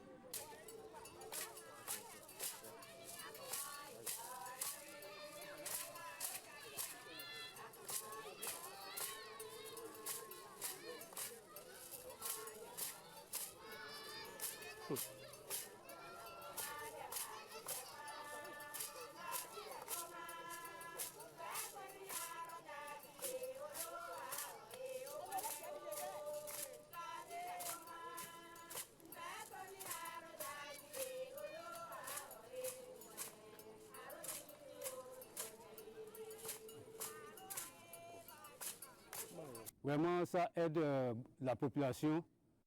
Parce qu'on n'a pas d'eau potable avant et c'est de ça qu'on vivait. Et avec le temps, l'État nous a produit une eau potable mais qui ne satisfait pas le village. Mais à base de ça, ça on peut dire, c'est devenu un relais pour le village.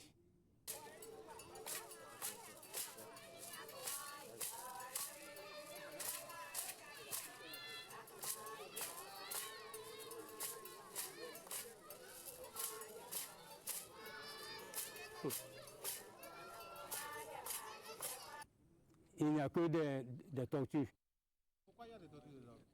Bon, moi-même, je ne peux pas définir parce que d'avant, si la pluie tombe, on voit les tortues partout. Et comme c'est une eau qui ne tarit pas, pendant la saison pluvieuse, il y a l'eau. La saison sèche aussi, il y a l'eau. Je pense que c'est à base de ça que les tortues viennent. L'histoire présente la source comme intarissable, sur laquelle veille le Dieu invisible. Mais attention, toutes ces gens qui viennent savent bien qu'il ne faut surtout pas réveiller un chat qui dort. C'est un fleuve dangereux. Ça trace les choses là, l'arc-en-ciel. Et là-haut, là, ça, c'est sont comme dans là, en français là. C'est un fond, non? Oui, divinité. Divinité, quand ça sort là, ça prend l'homme. C'est dangereux. On vénérait ça. Pourquoi vous avez abandonné ça maintenant? C'est la religion. Bon, celui qui est en règle comme ça, celui qui a de menstruation, n'a pas le droit de venir. Celui qui a qui allait son bébé, c'est-à-dire celui qui a fait bébé, ça n'a pas duré, ne doit pas venir. Aussi, si tu portes de pain rouge, tu ne dois pas venir ici. Les descendants de la collectivité Arodjagui, qui réclament une proximité avec cet endroit, se sont engagés à en faire un lieu de pèlerinage annuel pour mobiliser les jeunes autour de l'histoire de cette eau, témoin vivant de leur histoire. Une campagne est menée pour faire connaître l'endroit au creux des collines de Tchatchégou dans la commune de Glazoué. Bon, je vais dire, ça fait 3e année que j'entends parler de ça quand même. Donc, je n'ai jamais visité. Donc, quand j'entends parler de ça, ils ont programmé pour cette année. J'ai dit que je vais passer pour voir ce qui est là quand même. Ceux qui connaissent l'histoire de ce cours d'eau confient qu'il est plus docile maintenant, moins exigeante que par le passé. Le temps et l'éloignement progressif des hommes ont créé une distance avec les lieux et le maître invisible qui traverse le temps. Une flamme que la collectivité Arodjagui travaille à raviver pour éviter qu'elle s'éteigne et plonge un grand pan de leur histoire dans le noir épais de l'oubli. Il y a quelques années, tout était lent. Papier, aller-retour, file d'attente interminable. Aujourd'hui, tout a changé. Ici, chaque vie a une trace, une identité, grâce à l'ANIP. Aujourd'hui, tout commence dès le premier cri. L'agent de santé déclare la naissance avec un simple téléphone sans Internet. Les parents finissent au guichet du centre de santé ou à la mairie pour la complétude des informations et l'enregistrement de la naissance. En moins de 48 heures, ils reçoivent le numéro personnel d'identification, le NPI, par SMS et peuvent demander l'acte de naissance en ligne. Moi, je trouve cela magique. Naître, avoir une existence juridique sans protocole, parce qu'on a la chance d'appartenir à une nation dont les dirigeants ont de la vision et la volonté politique. Depuis le 1er avril 2021, chaque enfant reçoit son NPI dès l'enregistrement de sa naissance au Registre national des personnes physiques. Ceux nés avant cette date l'obtiennent à travers le RAVIP. Je me souviens du jour où j'y suis allée. Mes données biographiques, mes empreintes, ma photo, ma signature, tout a été enregistré. C'était plus qu'une formalité. C'était la reconnaissance officielle de mon identité par mon pays. Grâce à cela, j'ai obtenu mon acte de naissance sécurisé, ma pièce d'identité, j'ai pu acheter et enregistrer ma carte SIM et à 18 ans, mon nom est apparu automatiquement sur la liste électorale. Et puis est venu le jour où je me suis installée et ai déclaré mon chez-moi. Avec mon NPI et celui de mon témoin, le chef de quartier a déclaré ma résidence en quelques secondes directement depuis son téléphone, sans Internet, grâce à un simple code USSD. Ma résidence était alors mise à jour dans le Registre national des personnes physiques. Ainsi, l'État sait où nous sommes pour mieux nous servir. Moi, j'appelle cela la proximité numérique. Quand Dosso a décidé de m'épouser, nous n'avions besoin que de nos NPI et de ceux de nos témoins. L'officier d'état civil a déclaré notre union dans le système ANIP. En quelques secondes, notre mariage était enregistré, lié à nos identités et nous avons reçu notre acte sans aucune tracasserie. Même l'amour a sa place dans le numérique. Quand mon grand-père est décédé, le médecin est venu constater le décès. Avec le certificat, nous sommes allés chez le chef quartier qui a demandé nos NPI. En quelques instants, avec son téléphone, il a déclaré le décès. L'ANIP a délivré l'acte et mon grand-père a été inscrit au fichier national de l'état civil comme décédé et automatiquement radié de la liste électorale.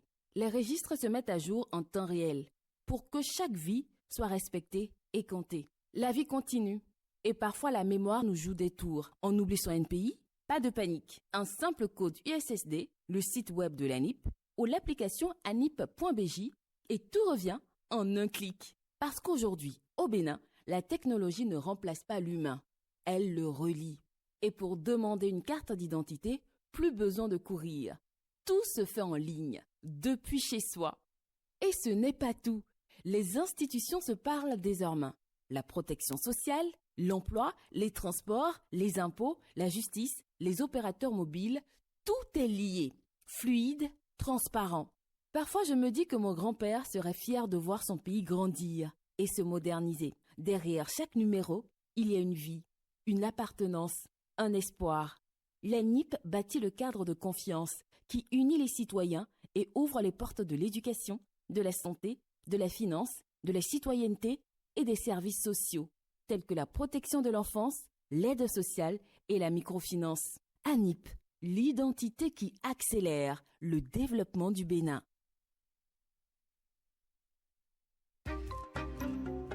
La cybercriminalité est un fléau à l'antipode du développement socio-économique durable et de la crédibilité de notre pays. Ne permettons pas aux cybercriminels et gaïman de salir la réputation de notre pays et de ruiner nos efforts collectifs en faisant fuir les investisseurs. Ensemble, combattons la cybercriminalité en dénonçant les gaïman.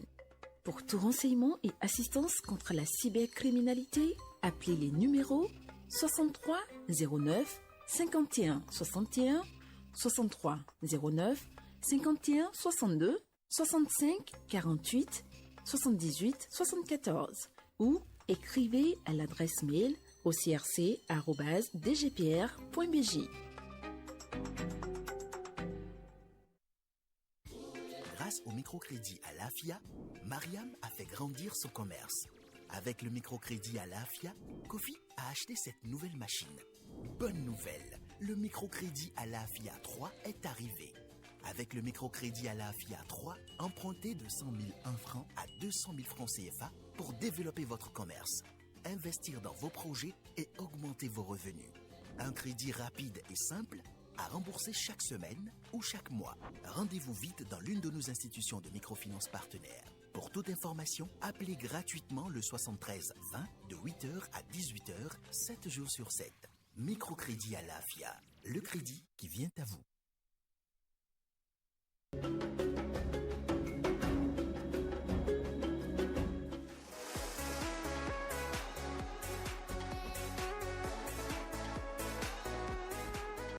Aussi. 26 minutes. Donc il était vraiment rigoureux avec vous. Vraiment rigoureux avec nous. Sinon, déjà à 7 ans, on a commencé la musique, on pouvait aller dans le décor. La pause ce matin, je lui ai déclaré encore ma flamme. La photographie, selon moi, c'est écrire la lumière. Communiquer. Communiquer. Communiquer. Betty est célibataire.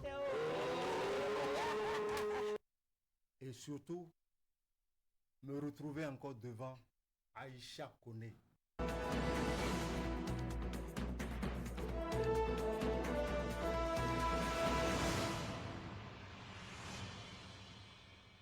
Nous sommes là pour nos débats. Le riche Gaba, bonjour. Bonjour. Franck, bonjour. On va évoquer la situation que vit le Mali depuis le samedi dernier. Des attaques coordonnées ont ciblé différentes villes à travers le pays jusqu'à Bamako.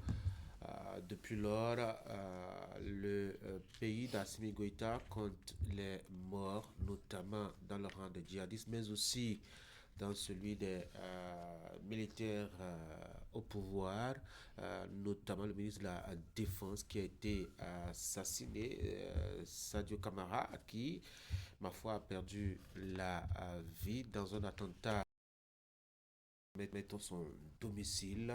Son épouse et 2 de ses enfants sont décédés aussi dans cette attaque-là. Les commentaires vont bon train, les positions aussi, avec notamment la CEDEAO qui a condamné avec beaucoup de véhémence cette attaque-là. Les mots de compassion aussi qui pleuvent d'un peu partout. Le Bénin qui a placé son mot de solidarité aussi, entre autres. On va examiner tout cela. Mais déjà, faut-il se surprendre, le riche, se surprendre d'une attaque de cette ampleur-là dans un contexte militaro-politique et sécuritaire très, très surveillé? Je commence d'abord mes propos en ayant une pieuse pensée pour le peuple malien et surtout pour les familles des différentes victimes. Se surprendre, c'est bien possible parce que vous allez remarquer que nous sommes face à une guerre asymétrique. Quand je dis nous sommes, c'est parce que j'estime que ces attaques que l'Afrique de l'Ouest est en train de subir depuis un certain temps n'épargnent aucun pays. Et c'est une guerre asymétrique. Et vous allez remarquer que ce ne sont pas des gens qui vous déclarent la guerre et vous font la guerre de façon conventionnelle. vous êtes là à tout moment, vous pouvez vous attendre à n'importe quelle attaque, à n'importe quel moment. Nous en avons vu aussi au Bénin plusieurs fois, ce n'est peut-être pas de la même ampleur, mais nous avons vu, des fois c'est à l'aube, des fois c'est complètement là, tardivement, tard dans la nuit, et parfois même c'est en pleine journée qu'ils attaquent. Donc ça peut vous dire que quand on est déjà face à une guerre symétrique et qu'on sait que l'ennemi ne dort jamais et qu'il n'attend qu'une petite erreur ou une petite négligence de notre part pour attaquer, je pense qu'on devrait pas être étonné. Mais cette attaque du 25 dernier au niveau du Mali m'a un peu inquiété. Je me suis dit, comment se fait-il qu'un système, vous l'avez dit, vous l'avez bien précisé tout à l'heure, un système militaire mis en place soit surpris à cette envergure-là? Je pense simplement qu'il y a eu faille dans le système sécuritaire du Mali et il y a aussi faille, surtout au niveau du renseignement. Au niveau des renseignements, parce que normalement, étant donné que ce sont des militaires, ils doivent pouvoir anticiper sur certaines choses. Ils doivent pouvoir également donner la réplique nécessaire, la réplique cinglante, surtout que la zone dont nous parlons était sécurisée, a priori. Mais voilà que l'attaque a été coordonnée contre Kati, où se trouve la résidence du ministre de la Défense, et on a vu les dégâts que ça a causé. Frapper le ministre de la Défense, à ce niveau-là, c'est donner un coup fort au système qui est en place. Parce que vous savez, quand on dit qu'on frappe le ministre de la Défense, c'est comme si on frappe en plein cœur le système de défense même. Parce que ce n'est au-delà de la personne. C'est le mythe de l'invulnérabilité des dirigeants du Mali qui s'est estompé du coup. Donc, sincèrement, il y a eu défaillance au niveau du système sécuritaire, du régime en place, du régime transitoire en place, mais aussi le système du renseignement, surtout le système de renseignement. Quand on est face à des gens comme ça, je pense que le système de renseignement doit être beaucoup plus actif. Franck? Alors moi, je ne suis pas du tout surpris par ces attaques qui ont été perpétrées au Mali, parce que la situation allait de mal en pire. Lorsque le régime s'est installé, on a eu comme impression que la junte est venue comme projet de société, l'instauration de la sécurité, d'un climat de paix et tout, mais qui jusque-là, 4 ans après ou bientôt 5 ans, on n'a pas vu véritablement des résultats, puisque régulièrement, les terroristes, les djihadistes... On ne peut pas dire qu'on n'a pas vu de résultats. Ils ont repris Kidal, ils ont avancé, repoussé les djihadistes un peu plus au nord, donc il y a quand même eu des débuts de résultats. Oui, mais ces dernières attaques ont montré que c'est des résultats assez précaires. Ce sont des points qui ont été marqués, mais qui étaient très fragiles, parce que Bamako a été touché avec Kati et bien d'autres villes. Vous voyez, la capitale même, où était basée,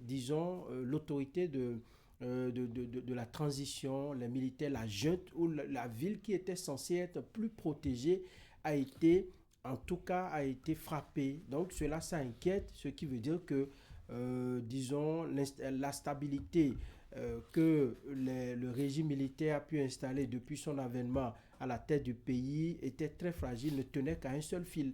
Et donc je me dis que c'est une sommation, c'est un ensemble de problèmes qui ont débouché à ce que nous avons vécu ce 25 avril.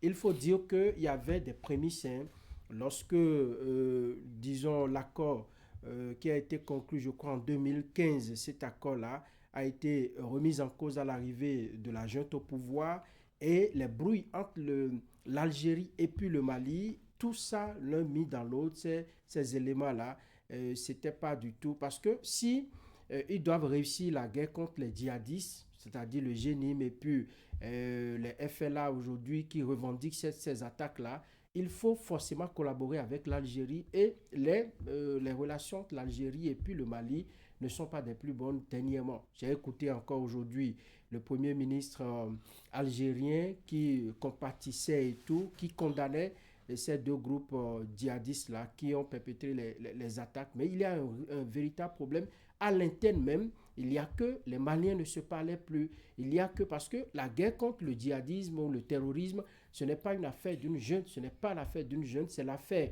de toute la population. Les renseignements, ce sont les populations qui vont vous les donner. Nous avons assisté, à l'émiettement des partis politiques, la société civile ne fonctionne plus, disons, les mouvements organisés par des groupes professionnels tels que les enseignants. Donc, les Maliens en étaient ne se parlaient plus. Il y avait une crise en étaine, ce qui fragilise bien évidemment le dispositif sécuritaire mis en place par la junte. Donc, moi, je ne suis pas du tout surpris. Et même au niveau des efforts conjugués des pays avec l'AES, je pense qu'on n'a pas véritablement su prendre la mesure totale de la situation pour repousser. C'est vrai, ils ont pris le contrôle de façon, disons, quelque peu provisoire de certaines villes, mais aujourd'hui, je pense que ce n'est plus du tout le cas. Malheureusement, comme l'a dit Ulrich, il y a eu des victimes, il y a eu le numéro 2 du système mis en place par la junte qui a été touché. L'autre, Assimi Goïta, jusque-là, on ne l'a pas écouté officiellement. Donc, c'est la preuve que... Ce n'est pas un monsieur qui parle tous les matins.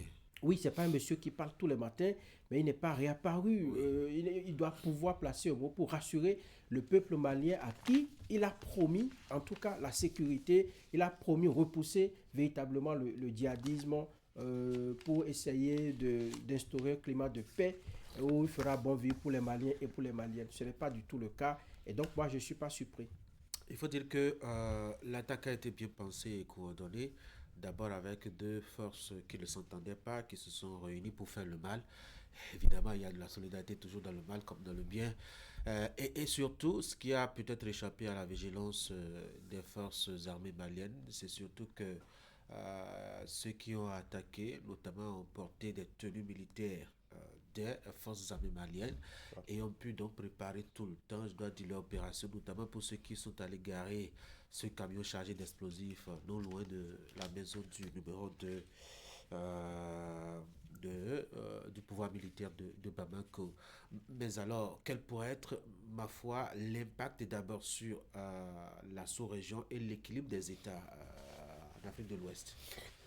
La première préoccupation que toute la sous-région doit avoir, c'est de se dire, est-ce qu'il faut continuer de régler ou de faire face à ce fléau que nous appelons le terrorisme de façon en rang dispersé? C'est la première question que toute la sous-région doit se poser.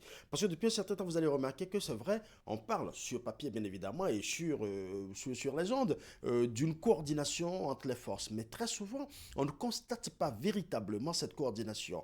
Vous voyez des États qui ont décidé de se mettre en isolement dans un groupe qu'ils appellent l'AES, et ils ont quitté la CEDEAO, et ils ont décidé de faire à leur manière leur sécurité, si possible même, mettre une force de l'AES en place, mais chacun de ces pays pris séparément fait face justement à ce même groupe terroriste qui n'épargne pas les autres pays, tout comme le Bénin, le Togo et d'autres pays encore. Donc, est-ce que nous allons continuer à faire cette guerre-là de façon séparée, alors que vous voyez deux forces qui évoluent dans la méchanceté, dans le mécréantisme et qui s'unissent maintenant dans le mal pour pouvoir opérer.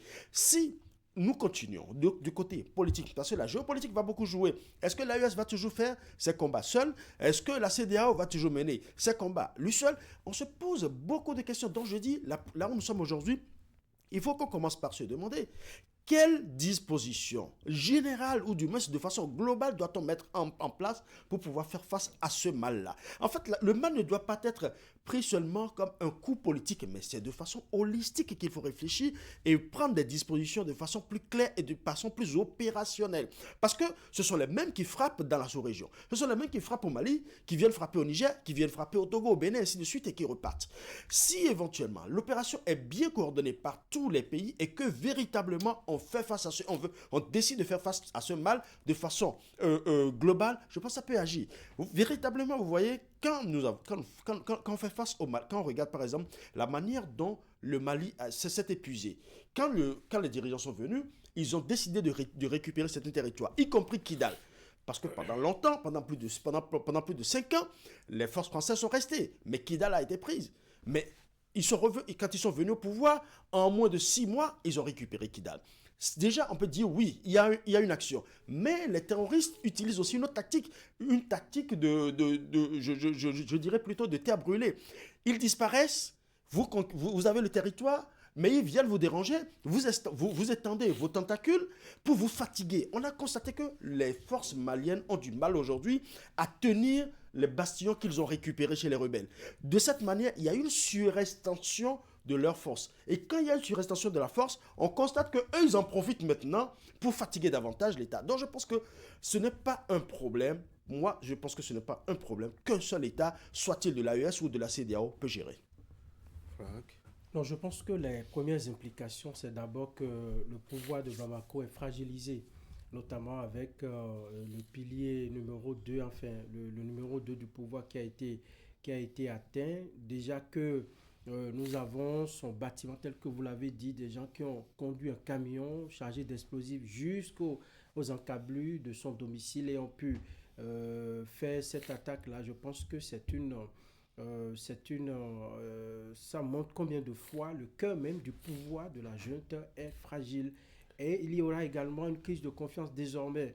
On ne peut pas comprendre que disons celui qui garde même disons le système sécuritaire du Mali a été frappé de la sorte. Est-ce qu'il n'y a pas eu, on va se poser beaucoup de questions, est-ce qu'il n'y a pas eu disons des fissures au niveau donc de l'armée? Est-ce qu'il n'y a pas eu des gens qui ont collaboré avec des djihadistes?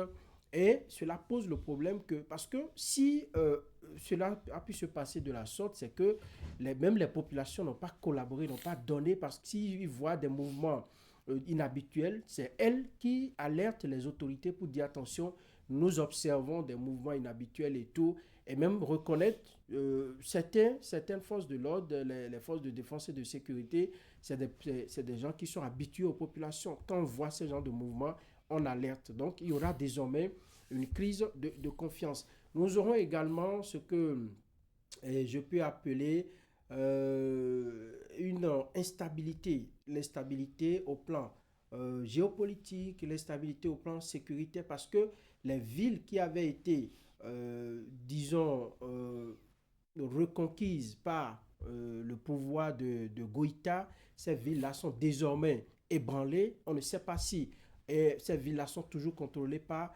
le pouvoir, par la junte militaire. Donc, il y a un échec de la reconquête du territoire parce que les villes Bamako, Kati, Kidal et tout, ces villes-là ont été encore frappées. Ça veut dire qu'ils étaient là et ils fomentaient le coup à petit feu. Donc, je pense que nous aurons maintenant une sorte d'instabilité qui ne dit pas son nom. Et tant que ils ne vont pas renouer peut-être le dialogue avec l'Algérie, tant que les choses ne seront pas remises sur la table pour être discutées, je pense que la situation ira de mal en pire parce que la faille a été trouvée. Comment est-ce qu'ils vont s'organiser avec le départ, la mort du ministre de la Défense qui détient les stratégies, les vraies, parce qu'au départ, après le coup d'État, il fait partie des premiers qui ont discuté de tout cela avec les différents groupes, même avec la Russie. Il a eu des discussions.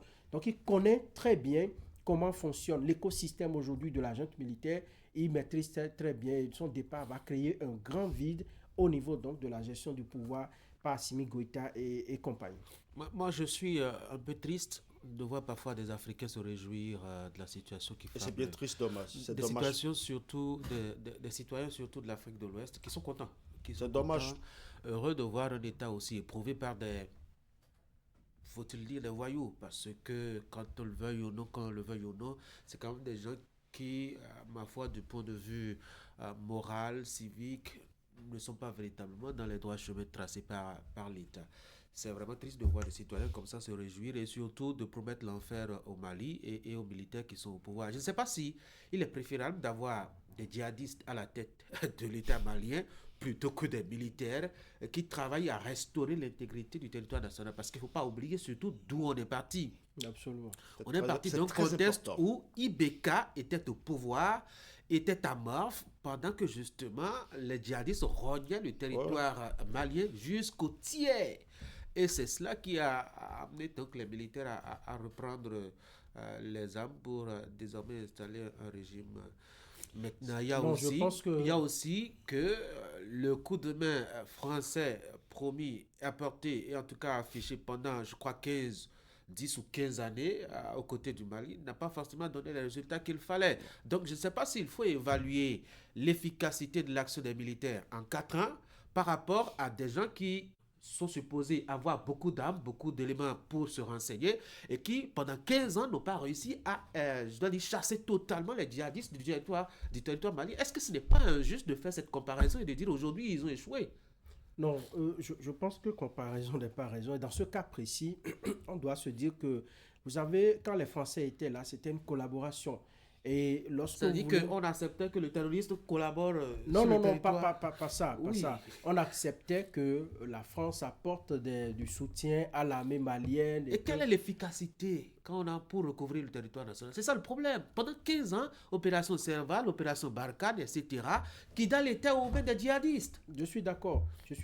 Et lorsque vous voyez, même la France a pu soutenir le Mali aujourd'hui dans cette situation, et c'est en cela que je vous rejoins lorsque nous voyons des Africains qui se réjouissent ce n'est pas du tout bien, parce que si les djihadistes avaient pris le contrôle total du Mali aujourd'hui, nous serons tous en insécurité. Ça va donner beaucoup d'espoir aux autres groupes qui nous regardent parce qu'ils vont travailler à reconquérir toute l'Afrique de l'Ouest, que ce soit le Mali, le Niger, le Bénin, le Togo. Nous ne serons pas du tout en force. Même le Nigeria sera ébranlé. Donc, on ne devrait pas se réjouir d'une telle situation. On doit tous s'unir. Et c'est en cela que parfois les gens estiment que la création de l'AES n'était pas une chose très bien réfléchie. Parce que ça éloigne un peu ces pays de l'AES des autres États qui devraient conjuguer leurs efforts pour essayer de repousser très loin ces djihadistes-là. Donc je pense qu'il faut revoir la stratégie. Aujourd'hui, l'AES, personne ne peut leur interdire de rester dans leur organisation, mais il faudrait qu'ils puissent avoir une certaine ouverture, parce que l'Algérie et même les autres pays qui sont limitrophes au Niger, au Burkina Faso, doivent contribuer à la lutte contre le terrorisme en Afrique de l'Ouest. On ne doit pas du tout faire le combat en vase clos. On doit pouvoir s'aider, s'entraider, côté renseignement, côté coopération militaire, et c'est à ce seul prix-là que nous allons gagner le combat contre le djihadisme. Cette situation, moi, commence pas à véritablement m'inquiéter, et les brouilles entre les États aujourd'hui, je crois qu'il faut se retrouver pour se parler. Nous sommes africains et le problème est africain, le problème n'est pas européen, le problème est africain. Nous devons trouver des solutions africaines, des solutions d'ensemble à ces problèmes-là. Le riche. Oui, vous avez bien fait de préciser, de rappeler d'où le Mali vient, parce qu'il y a un gros problème. Il y avait un gros problème. Effectivement, dans certaines zones, ou du moins c'est plus du tiers du Mali était déjà pris par les rebelles. C'est vrai que, vous savez, quand on fait le point, le bilan, on se dit, ils sont venus, ils ont libéré plusieurs territoires. Et quand on parle de libérer des territoires, s'il vous plaît, faisons attention à beaucoup de choses. Parce que une zone qui est bien prise par des rebelles, il y a tout se fait, tous les trafics, y compris toutes les exactions. Et on sait que les populations en ont souffert. Donc ça veut dire que quelque part, la junte militaire qui est venue a quand même joué un rôle en libérant ces terres-là. C'est vrai qu'on va leur reprocher le fait qu'ils sont venus par les armes. On ne fera jamais l'apologie des coups d'État. Dans le même sens, une fois qu'ils sont déjà là, et qu'on essaie de trouver la formule pour cette transition afin de revenir au système démocratique en bonne et due forme, il ne faut pas non plus se réjouir du fait que des rebelles leur tiennent tête ou quand même déciment carrément. Des djihadistes. Des djihadistes carrément. On leur tient tête ou quand même déciment une bonne partie de la... Moi, je pense que ces Africains qui se réjouissent parce que, bon, ils estiment que ce sont des militaires qui sont venus par les armes et par conséquent ne sont pas légitimes. Le problème n'est pas là. Le problème, c'est au niveau de la terreur qui est semée au sein des populations. Et qu'est-ce que les terroristes aiment? Venir quelque part, semer la zizanie pour qu'on ait peur d'eux, et c'est comme ça qu'ils évoluent tout le temps. Donc je pense que quelque part pendant longtemps, tenez-vous bien tranquille, pendant des années, la France a essayé de gérer cette situation-là, mais ne l'a pas contenue. Mais quand les rebelles, le pouvoir de Assimi Goïta est venu, il a quand même essayé de gérer, de récupérer cet territoire. Je pense que d'abord, là, on peut leur dire bravo, mais tenir ce bastion a été difficile pour Assimi Goïta et son armée, parce que, je l'ai dit tout à l'heure, il y a une surextension de la force. Et justement, les terroristes ont compris ça. Et souvent, ils se retirent.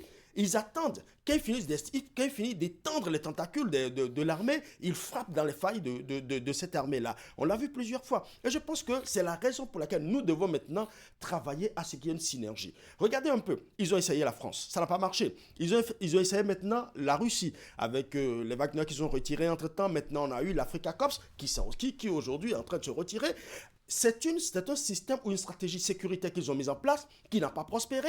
Donc je pense qu'à nous, Africains, tous les autres Africains doivent normalement réfléchir, tous les autres chefs d'État doivent réfléchir avec eux pour voir dans quelle mesure améliorer. Parce que, comme on le dit, le feu de paille, quand ça prend de l'autre côté, votre maison n'est pas épargnée. On espère en tout cas que ces forces ne vont pas avoir les moyens de s'étendre davantage au-delà des zones qu'elles couvrent actuellement. C'est vrai que j'ai été surpris par une chose, c'est le fort équipement, je dois dire, de ces personnes-là. J'ai même l'impression qu'ils étaient plus équipés encore que les militaires au pouvoir. Et c'est assez curieux. Il faut se demander par où les hommes passent pour atteindre leur main. Vous n'aurez jamais la réponse. C'est une question d'intérêt. Lorsque les armes qui sont utilisées par ces djihadistes, ce sont des armes qui sont fabriquées quelque part. Mais personne ne vous dira que ce sont eux qui les vendent aux terroristes. Ce sont des gens qui payent lourd, qui vous donnent de l'argent pour acquérir du matériel. Et le comble est que eux, pendant que vous pensez à autre chose, parce qu'il n'y a pas que sécurité. Au Mali, par exemple, il y a le social, il y a beaucoup d'autres problèmes. Il y a des problèmes politiques qu'on gère peut-être en sourdine. Lorsque vous pensez à ça, et ils ne pensent qu'à des stratégies pour détruire. C'est là leur leitmotiv, et ils ne font que ça. Du matin au soir, on réfléchit à comment aller tirer sur telle ou telle ville, comment aller faire exploser telle maison, comment déranger le dispositif sécuritaire. Et c'est à cela qu'ils réfléchissent. Ils recrutent régulièrement des gens.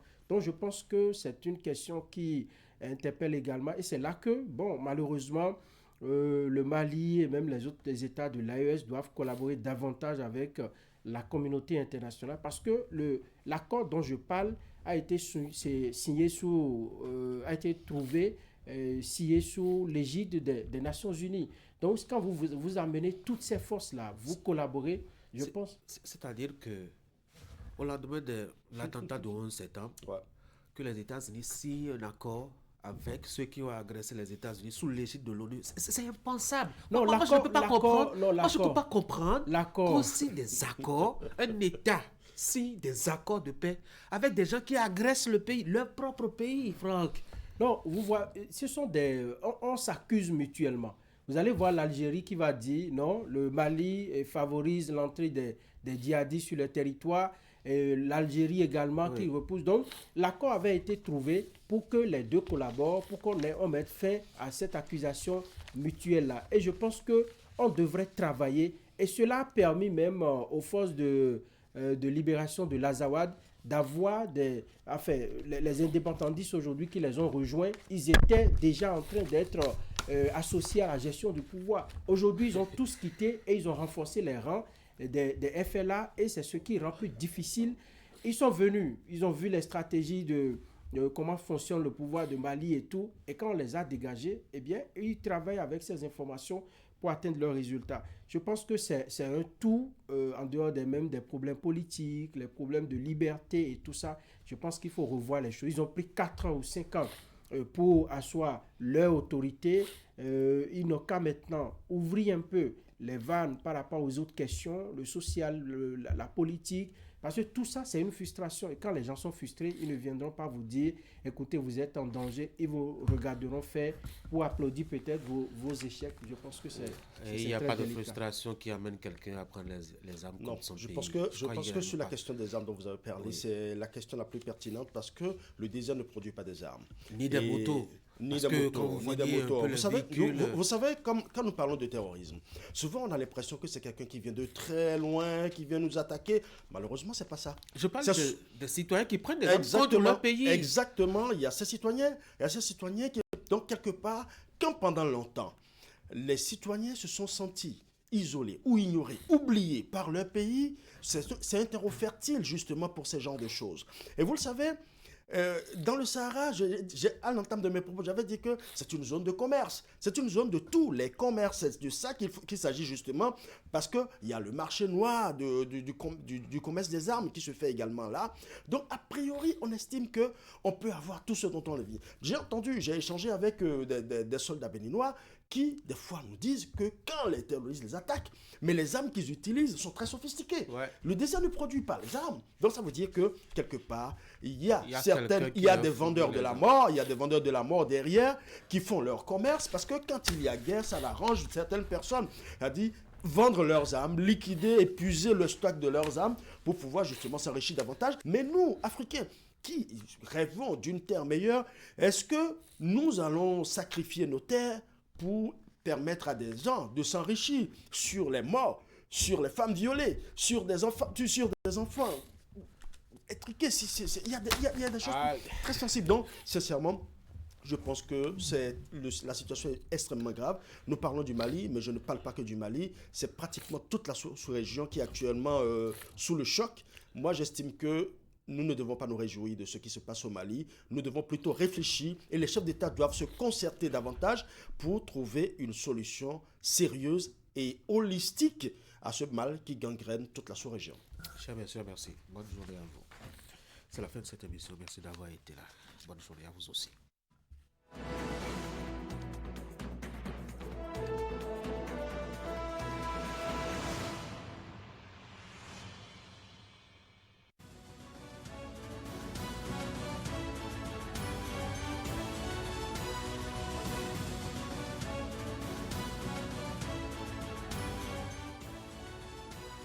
Bonjour à toutes, bonjour à tous. Depuis sa une jusqu'en pages intérieures, Gasquiani jubile parce qu'elles l'ont fait. Les Amazones du Bénin ont écrit une page magnifique de l'histoire du handball national pour leur toute première participation à la Coupe d'Afrique des Nations de beach handball.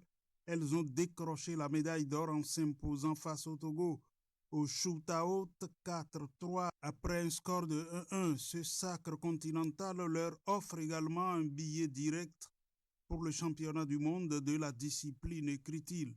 Fraternité note que rien n'a été facile pour les Béninoises dans cette ultime confrontation.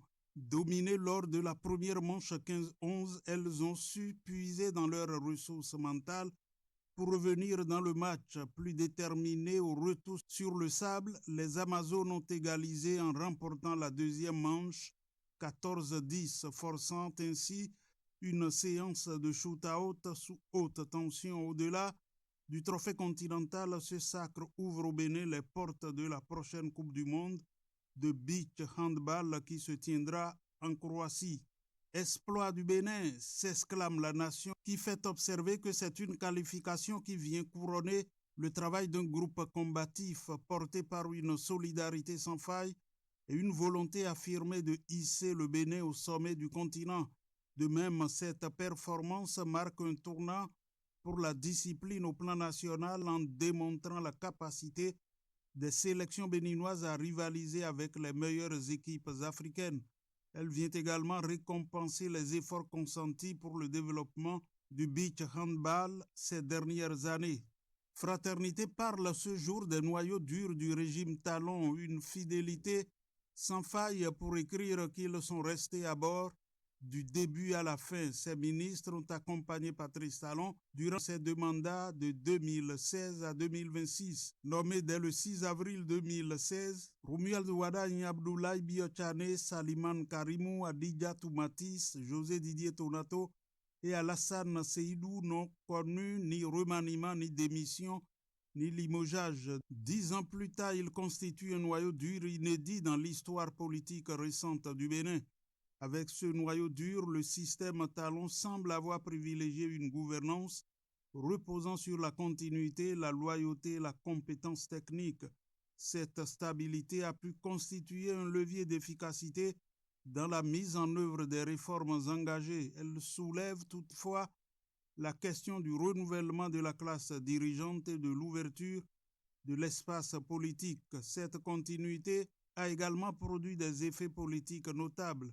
Elle a contribué à installer une forme de lisibilité dans l'action publique et à renforcer la crédibilité de certains profils au sommet de l'État. Dans ce contexte, l'élection de Romuald Wadagne marque une évolution significative du paysage politique. Elle consacre pour la première fois l'accession à la magistrature suprême d'un ministre en fonction issu directement de l'exécutif. Ce passage de la technocratie à la légitimité électorale illustre une nouvelle dynamique dans la gouvernance béninoise. Et à moins d'un mois de son investiture, prévue le 24 mai prochain, pointe la nation, le président élu entre dans une phase décisive de son mandat avant l'heure.